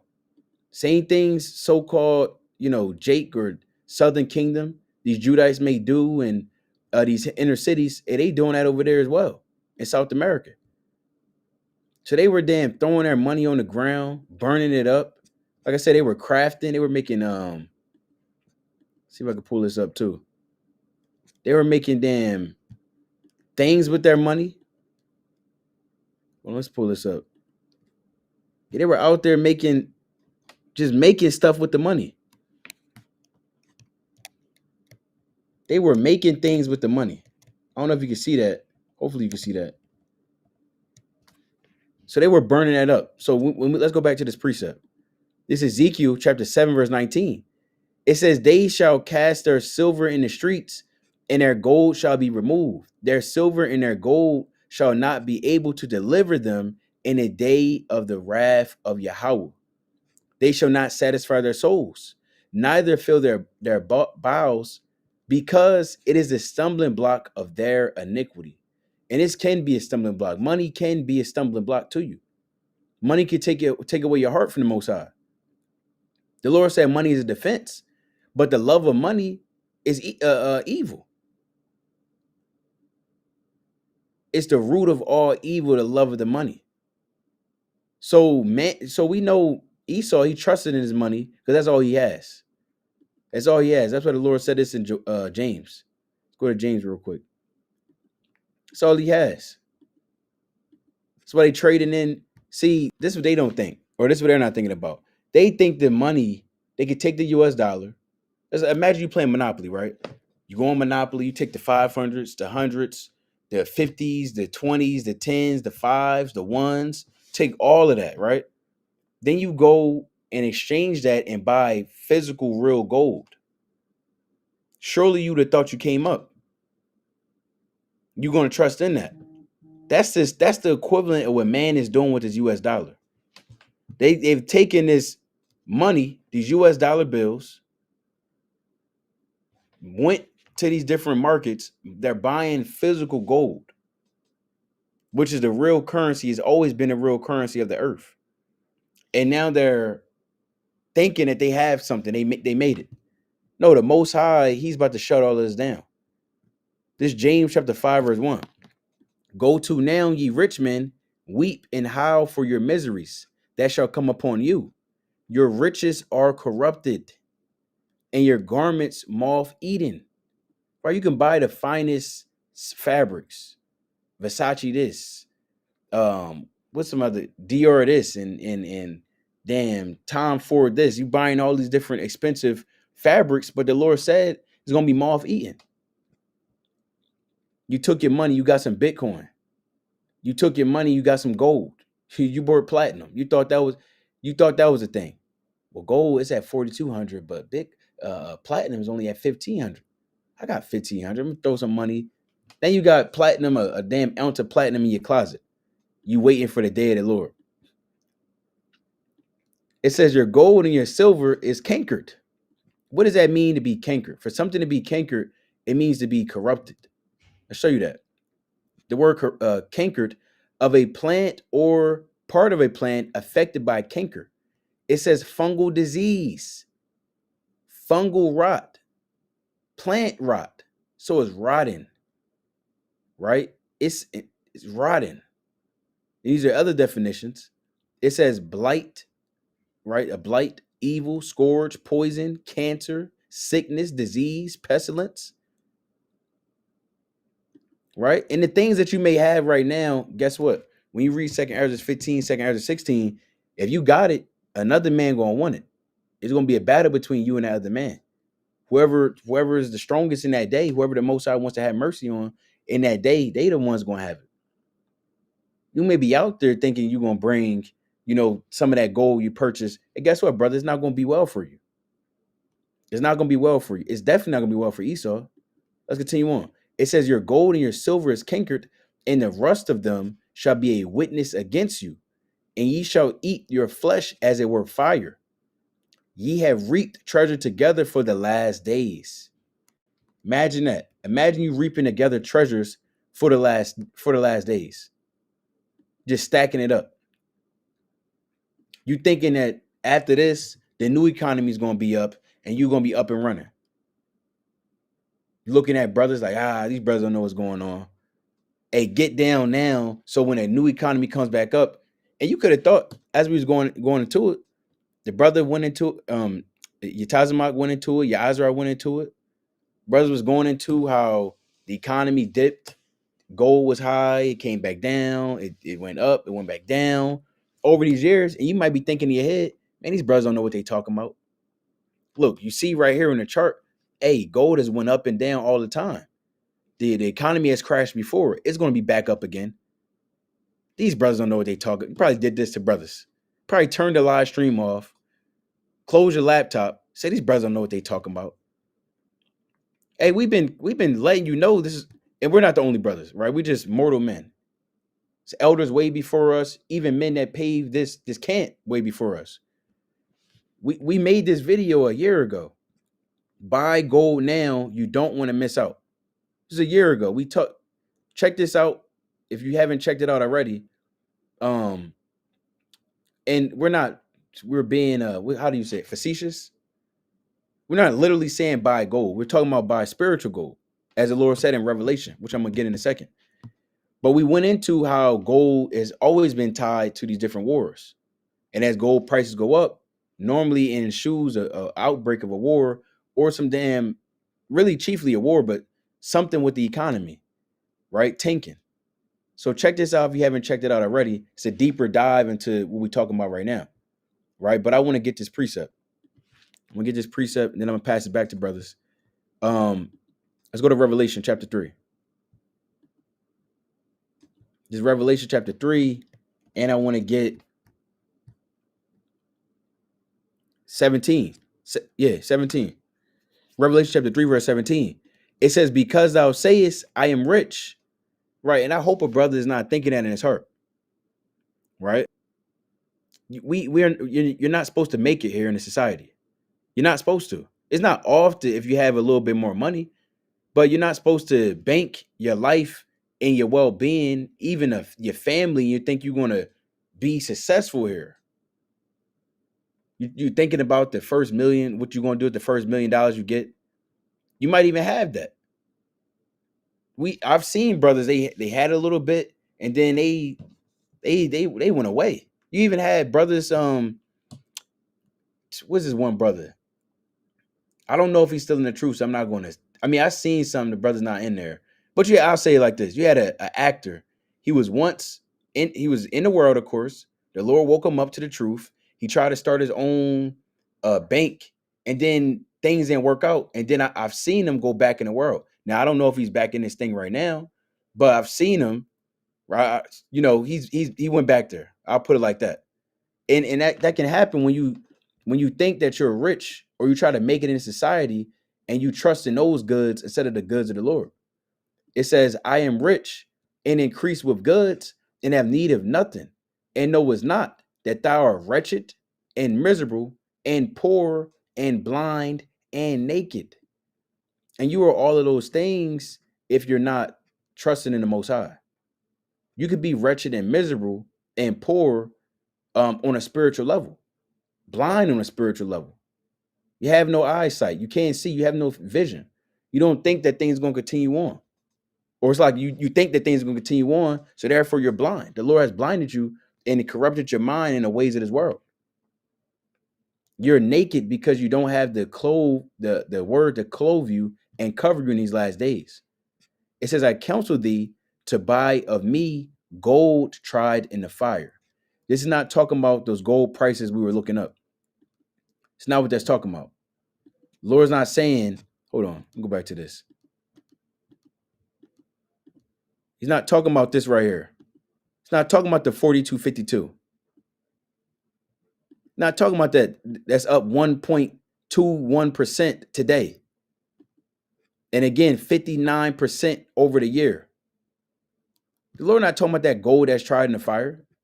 He's talking about this spiritual gold, this word that can make you rich, that can bring you to a kingdom. If you desire those riches, it's not off to want those things, but you should want them on a spiritual level. You should desire them on a spiritual level. Even again, if you want an actual gold crown and those different things, I forget the exact weight of David's crown. But you know that, hey, you can have those things in righteousness by desiring after wisdom, and it's going to bring you to a kingdom. Tell you that in Wisdom of Solomon, chapter 6 and 19 on down. It says that thou mayest be rich, right? That thou mayest be rich and white raiment, that thou mayest be clothed, and that the shame of thy nakedness, right, your sin, doeth not appear. The Lord will cover all that up. Like whiteout, spiritual whiteout, it'll never be remembered again. You should desire those things. It says, and anoint thine eyes with eye salve, that thou mayest see. Right, but brothers got it. Brothers got anything else they want to bring out? It's a few more things we can touch on, but it's up to brothers through the Spirit. Now, I had a point real quick on this topic about the gold, and I'll bring out a precept, is that ultimately, you know, these nations are hoarding up and storing up this gold and these riches and, you know, this silver, but what they don't understand is that they are actually storing it up for the children of God at the end of the day, that they're storing it up for us to take part in. If we be those men, if we be those of that elect, but really, in general, is for our people, right, to indulge in. Right, this is Isaiah 60. I'm gonna start at the top. It says, "Arise, Jerusalem, and shine like the sun." And this is in the GMT. Right, it says, "Arise, Jerusalem, and shine like the sun. The glory of the Lord is shining on you.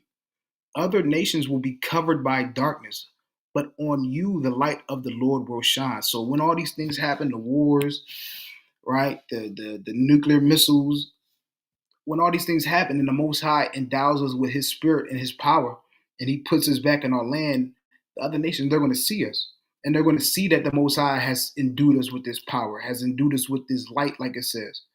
Right? And they're going to be attracted to that light. They're going to be attracted, just like it reads, I believe, in Zechariah, it says one's going to take a hold of the skirt of a Jew and say what? That God is with you. And they're going to understand that, and they're going to know that. Right? It says, the brightness of his presence will be with you. Nations will be drawn to your light, and kings to the dawning of your new day. Look around you and see what is happening. Your people are gathering to come home. Your sons will come from far away. Your daughters will be carried like children. You will see this and be filled with joy. You will tremble with excitement. The wealth of the nations will be brought to you from across the sea. Their riches will come. Right? So all the gold that's being hoarded and stored up, all the silver, all these things that they're trying to make provision for the future. They think after this war, we're gonna bounce back, right? We're gonna have this gold, we're gonna have this silver, we're gonna have all these precious metals, and we're gonna move on. But no, there is gonna be an after this war. There is gonna be an after Armageddon. But what? That's when our reign comes. That's when our kingdom comes, and all that gold and that they're hoarding, storing up. That's what they're gonna be bringing into us. Right, that's the riches that we're going to receive at the hand of these other nations through the hand of the Most High, because ultimately these nations, they took what we had. What happened to all the gold that Solomon had, or all the riches that our people had over in when you talk about Mansa Musa and what he had over there in West Africa, right, in the kingdom of Mali. What happened to all these gold? What happened to all these riches? Ultimately, these nations, they took it. When you read the scriptures, it said we're a nation robbed and spoiled.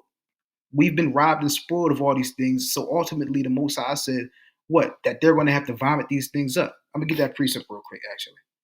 I believe it's Job. Well, I have it pulled up. Let me see. Job 20 and verse 15. Let me know if y'all brothers can see it. Come. It says, Job 20 and verse 15. It says, he hath swallowed down riches, and he shall vomit them up again. God shall cast them out of his belly. Right? Because the Most High said he made the world for what? For our sakes. All these riches and all these resources, the Most High, those are supposed to be for us. Right? And we can divvy it out to the nations and as we see fit. But what? They're for us, that's ours. So the Most High, what? When we get into power, these things are going to be given back to us. Then that's save the Most High. But you got it, King. Khan, you got it. You talking about mighty point though, King. All praise the Most High. God, I got a quick precept. This is Ecclesiastes, chapter 12. You know, the classic 12. I'll start with verse 1. Get the full context. It says, remember now thy creator in the days of thy youth, while the evil days come not, nor the years draw nigh. So again, like we always say, we always bring out, we always hop on these videos to remind Israel to remember the Lord during these days, before the evil times come, before all hell breaks loose, before the dollar crashes, before this all anarchy on the street, before this persecution, famine, tribulation, economy collapsing. Remember the Lord during these days, man. It's very important to do so, which is why we do these videos, man. Don't get caught up in the wiles of the world. All the bright lights and the everything going on to distract man. Don't get caught up into it. Let's keep reading. It says, when thou shalt say, I have no pleasure in them. There's gonna be a lot of men, and women that are gonna be saying, I had no pleasure in chasing gold, man, or chasing the stock market, or following cryptocurrency, or stocking up damn riches, man, and thinking that America is gonna be forever, man. There's gonna be a lot of men that say, I had no pleasure in doing that. Why? Because all those things, they're gonna be taken from them in the blink of an eye by the Most High. When the Most High shuts all this down, there's going to be a lot of people that wish, that they were serving the Lord. Don't be the Israelite that was once serving the Lord, but you turn back, like Lot's wife. You turn back, and then you got destroyed because you trusted in riches, and now you kind of you're out there. You have no idea what's going on. Don't be that brother. It says, while the sun or the light or the moon or the stars be not darkened, nor the clouds return after the rain. And right now, you got a lot of wisdom going out. You got a lot of people, hopping on lives. Like the brother said, we're not the only brothers, man. We're not the only brothers that dive into things like this, that warn the people and show prophecy and give off that light to show our people what time it is, man. Don't be that one brother that ignores all these things and you're binge watching a Edomite, a bald faced, clean shaven, Edomite in a suit, talking about a get rich scheme, and you're binge watching. Got 10 notebooks of notes on 10 notebooks filled of notes on him on how to get rich, but you did nothing for the Most High. Don't be that brother. You'll get caught up. Let's keep reading. In the day when the keepers of the house shall tremble, and the strong men shall bow themselves, and the grinders cease because they are few, and those that look out the windows be darkened, and the door shall be shut in the streets when the sound of the grinding is low, and you shall rise up at the voice of the bird.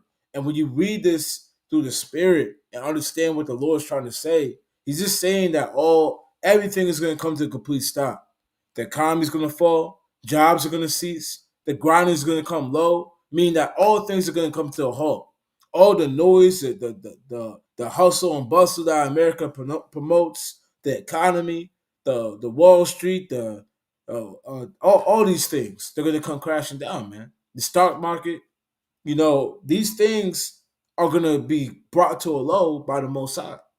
So don't be the brother that gets caught up and chasing these things just for the Lord to take it away, and then you're out there just you're just out there, man. With a common saying, with your pants down. But let's keep reading. Let's finish it out.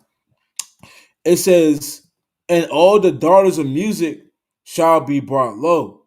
And we gotta understand, America is gonna be brought in a very low space, man. When America's economy falls, when the dollar collapses, when all these things go up in flames, man, it's gonna be brought into a lower state, man. Why? Because America, they rely on their economy. The economy is their bread and butter. So when the economy fails, America, by default, they're going to be into a state of mourning. I like to say mourning and trying to get back to the way it was, or never get back to it. Why? Because the economy is what America prides itself on, right alongside with his army, the army and the damn economy. So when these things are brought to naught, man, America is going to be in this lower state, and you're going to have men in the lower state too. Why? Because they prided themselves on the money and the resources and the economy of America. So again, don't be that brother. Remember the Lord in the days of your youth, and remember that these things and the things that we brought out, these things are going to happen, man. This economy will fall. It will fall. We gotta say it over and over again, because you got a lot of men that don't really believe it, man. Like the days are old. Men that don't believe what the Lord said and what the Lord is proposing to do, and they believe in other things. This is a common theme in Israel, which is why we have to say it over and over again. Don't be that brother, man. It might seem simple, but it really isn't. Don't be that brother, man. But Khan, that's all I got. Y'all got it. Khan is absolutely right. All praise to the Most High. We can't say it enough through the Spirit. You definitely want to continue to keep watch. Right, it's a lot of different things taking place right now. We want to we're going to do our job, Lord willing. We're going to do a better job, Most High willing, at providing these updates. Trying to keep you in the Spirit, bearing the infirmities of the weak. Those that might not be brothers that it's like it might be brothers that don't know where exactly to go to check out these different things, right? So we want to continue to provide these updates through the Spirit. But in general, as a nation, we got to do a better job, right? And continue to warn each other and use all the platforms before it all gets shut down. We wanted to talk about that other story, but It's like, you get the point? yeah, it's like a quick point. I don't know if you can pin it. The Untopped. Hey, King, real quick, we're not telling, Jake to empty out the 401k and Bitcoin. We're not telling you just to go on a spending spree. Don't show up to work like the brother was saying before.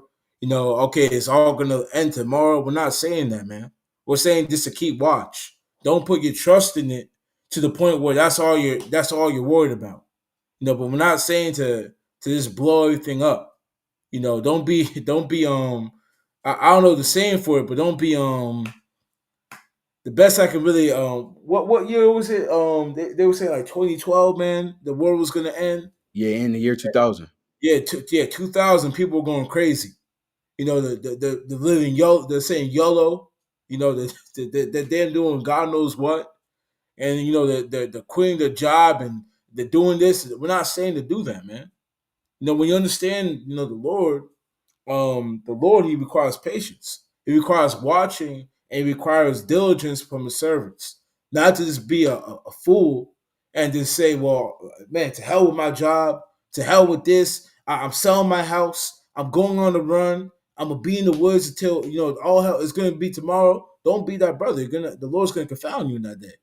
You know, in those days. Then you might be the brother who will say, well, why didn't the Lord come back 5 days later and now you found out the truth because you're being overzealous and overwise and just doing, I'll say, doing too much. So again, we're not telling people to go empty out your 401k. We're just telling brothers and sisters not to trust in that 401k. That 401k is not going to save you during these times. Investing in Bitcoin and believing it's going to deliver you is not going to save you in these times. What's going to save you is investing in the Lord and believing in the Lord. But just had to put that quickly out before, you know, that spirit hop on everybody. Con. I want to get a precept on that too. This is Philippians chapter 4 and verse 11. It says, not that I speak in respect of want, for I have learned in whatsoever state I am therewith to be content. Right? That's ultimately the spirit that we should be moving in. Right? Whether the Lord may give for the brother, you know, and I don't know if this is a brother or a sister, the Lord may give you certain ability to have a 401k. Your company may match it, or you may have a Bitcoin. That don't mean empty everything out, though, brother. You know, we're not telling you to do that, right? We're not trying to get on you neither, but this is just a reminder for everyone else who's watching. That's not the spirit you should be moving in, right? Verse 12, it says, I know both how to be abased and I know how to abound. Everywhere and in all things, I am instructed both to be full and to be hungry, both to abound and to suffer need. Right. So at the end of the day, we got to know, we got to continue to make sure, I think I was talking about it earlier, to have both our minds ready to go tonight, but also you still doing what you got to do if things continue on tomorrow. If you picking up what we're putting down, right? You just doing what you got to do. As simple as that. You ready for the Lord? You're making your bold in Yahweh B'Shem Yahushai, and you also using wisdom as the Lord told you.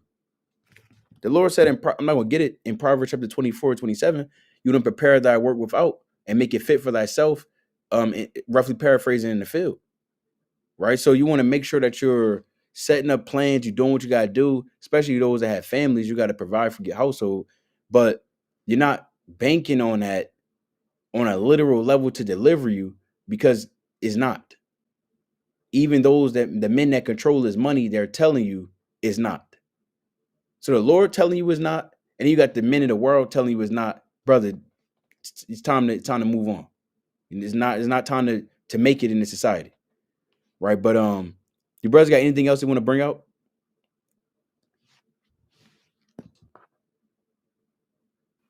No, Calm. Yeah, wow. Calm. So yeah, we didn't get a chance to like I said, other things we wanted to touch on through the spirit, but most I willing to make a follow-up video on that. I want to play this last part again from this devil, right? I want to show this again on the screen. Right, let me see this real quick. Hold on. I want to show this last part again, because this is madness. This has to be man, Peace 2025. That's what he called it. With the United States, and we're going to make sure that the Middle East is going to be a safe and secure place. It's a very important place in the world, means so much. There were so many people who said the Middle East, and this has been going for many, many decades. I've read it many times, that World War III will begin in the Middle East. It's not going to happen. That's not going to happen. There was a time that you would have thought it could have, but it's not going to happen. There won't be World War III, hopefully at all. But it's not going to start in the Middle East. We're not going to have a World War III if we're smart. It'll never be. So that's what he said, right? That's what he said. I'm gonna get this closing precept. The brothers got it. That's what he said. That's what Trump said. This Luke, all praise to the Most High. This is Luke chapter 21, and I'm gonna start at verse 25. I started 26. I started 25. It says, and there shall be signs in the sun, and in the moon, and in the stars, and upon the earth, distress of nations, with perplexity, the sea and the waves roaring. Right. So the Lord said these are some of the things that's going to take place. You're going to have eclipses, and we've had those. You had certain times you look at the sun, and the sun is not giving off its rays. Those things been happening for the past few years. Right. Sometimes the sun is a completely different. It looks abnormal, or the moon is complete blood red, or it's what they call what is it when the moon is super large? Not a blood moon, not a full moon. They Blue have moon. another term for it. Say it again. Blue moon. Say it again. Blue moon. No, not a blue moon. Super moon? Not a super moon. It's another name for it, but that's okay. But these things, I think it might be a wolf moon. Right. But continuing on, it says, men's hearts failing them for fear and for looking for those things which are coming on the earth, for the powers of heaven shall be shaken, and then shall they see the Son of Man coming in a cloud with power and great glory. I'm going to jump down. Verse 34. It says, and take heed to yourselves, lest at any time your hearts be overcharged with surfeiting and drunkenness and cares of this life, and so that they come upon you unawares. So the Lord said you got to beware of yourself. Meaning what? You know what spirit you've been moving in. Right? We had a few weeks ago, you had the Day of Atonement. You should still be moving in that spirit of repenting, right? Trying to cast away the old man, not trying to go back to your old ways. That should still be very present. The things you wrote down on that day, the prayers that you threw up, they should still be, as fresh as it was a day prior or that day, right? It should still be in your mind. You shouldn't be, gotta wait till the next Day of Atonement. No, brother, you should still be trying to stay in that spirit, because you're going to need that to sustain you in these last days. That might be the last Day of Atonement, the last day that you had a chance, to lay it all out there. And you should still be fasting. We're not telling you not to fast, but that's a high feast day for a reason. Let's continue on. Verse 35. For as a snare shall it come on all them that dwell on the face of the whole earth. It says, watch ye therefore and pray always, that you may be accounted worthy to escape all these things that shall come to pass, and to stand before the Son of Man. So Most High willing, you doing all that you can do in these last days to magnify the Most High, to magnify His Son, and to repent of the evils. Brothers got it. You go ahead, Ken. Con. Yeah, it is called Supermoon. I believe that's what he was looking for.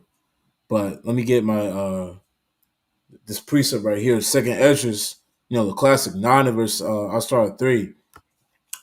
Therefore, when there shall be seen earthquakes in upwards of the people in the world, then shalt thou well understand that the Most High spake of these things from the days that were before thee, even from the beginning. So whenever brothers hop on this, hop on Watching Wednesday, hop on lives, do different videos, we're speaking the things that were spoken of the Lord from days that were before us, from the days of old, from the foundations of the earth, man. We gotta understand that the things that are happening in America, they were deemed and set by the Lord to happen before we were even a concept, man. Before we were even a concept, the Lord had us, or not us, but the America, Babylon, set in this motion, this downward spiral that was happening right during our time right now. So we gotta understand that right now, these are the times that the Lord has spoken of since the end. Let's keep reading. It says, for like as all that is made in the world have a beginning and an end, and the end is manifest. And again, like we always bring out, we're living in the end days. When you see the economy collapsing, we're living in the end days. When you see all the uproars of the people, we're living in the end days. When you see all these wars, all these rumors of wars, all that Trump talking about, there's not going to be World War III in the Middle East.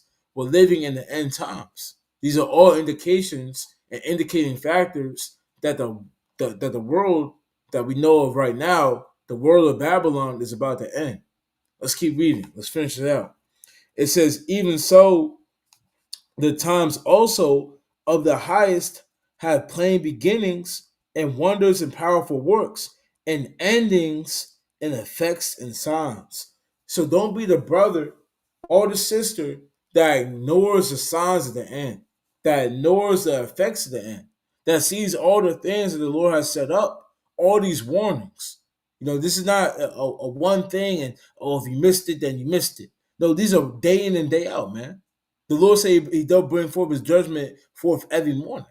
So these things are every single day. So if you miss it, you weren't being diligent.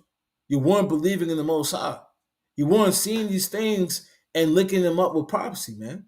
You were just seeing by being idle and dwelling in the world, man. Don't be that brother or sister. See these signs and these effects and link them up with it being the end. But Khan, you got Yazra. This is the book of Revelation, chapter 16, and I'll start at 13. Well, I'll start at 14. It says, "For they are spirits of devils working miracles, which go forth unto the kings of the earth and of the whole world to gather them to gather them to the battle of that great day of God Almighty." Verse 15 is the point. It says, "Behold, I come as a thief. Blessed is he that watcheth and keepeth his garments, lest he walk naked and see his shame." What does it mean that the Most High comes as a thief? I mean, when Yahushua comes as a thief, and he gives multiple, what's the word I'm looking for? Parables, liken himself into a thief, meaning what? He's going to come at a time where you least expect it. This is why he always teaches us to watch or to pay attention. And what does it mean when it says, lest he keep his garments? That means don't get caught with your pants down, right? And the only way you're not going to get caught with your pants down is if you're paying attention and you're watching the signs. Again, like I said in Second Esdras, the end is in signs and effects. So there's certain signs that we got to watch for to see what time we're in. And the Most High, he's given those signs. Now, it's up to you to watch. It's up to you for you to pay attention, right? Some people think, the geopolitics and things going on around the earth, it doesn't pertain to them or it's boring. But they have everything to do with the restoration of our people as a nation, right? Some people think, chess is a boring game. Well, that's what the Most High, that's what he's playing. Chess is a strategic game that you put things in place and then things happen. Then when you get things in place, then the dominoes start to fall at a more rapid pace. So if you're not watching, that's what happens is, boom, things happen and it seems like they're happening fast, but things have been being set up way prior to things falling like they are. So you have to pay attention because there's always something happening, whether you think it's boring, whether you think things are quiet. No, there's always something being put into place because the Most High, he's always moving. You got it, King. Khan, that's very true. Wise words from the brothers. All praise, honor, and glory to Yahweh. By Hashem Mashal like it was shy. Most High willing brothers are edified. Lord willing brothers and sisters continue to endure, continue to keep watch. But with that, again, we want to give all honor and our glory to Yahweh by Hashem Yahushai. His brother Kesadi from the Fred Jersey, Philly. Brother Yazra. Brother Yutazmak. Kwame Sharala. Keep watching these last days. Shalom. Shalom. Shalom.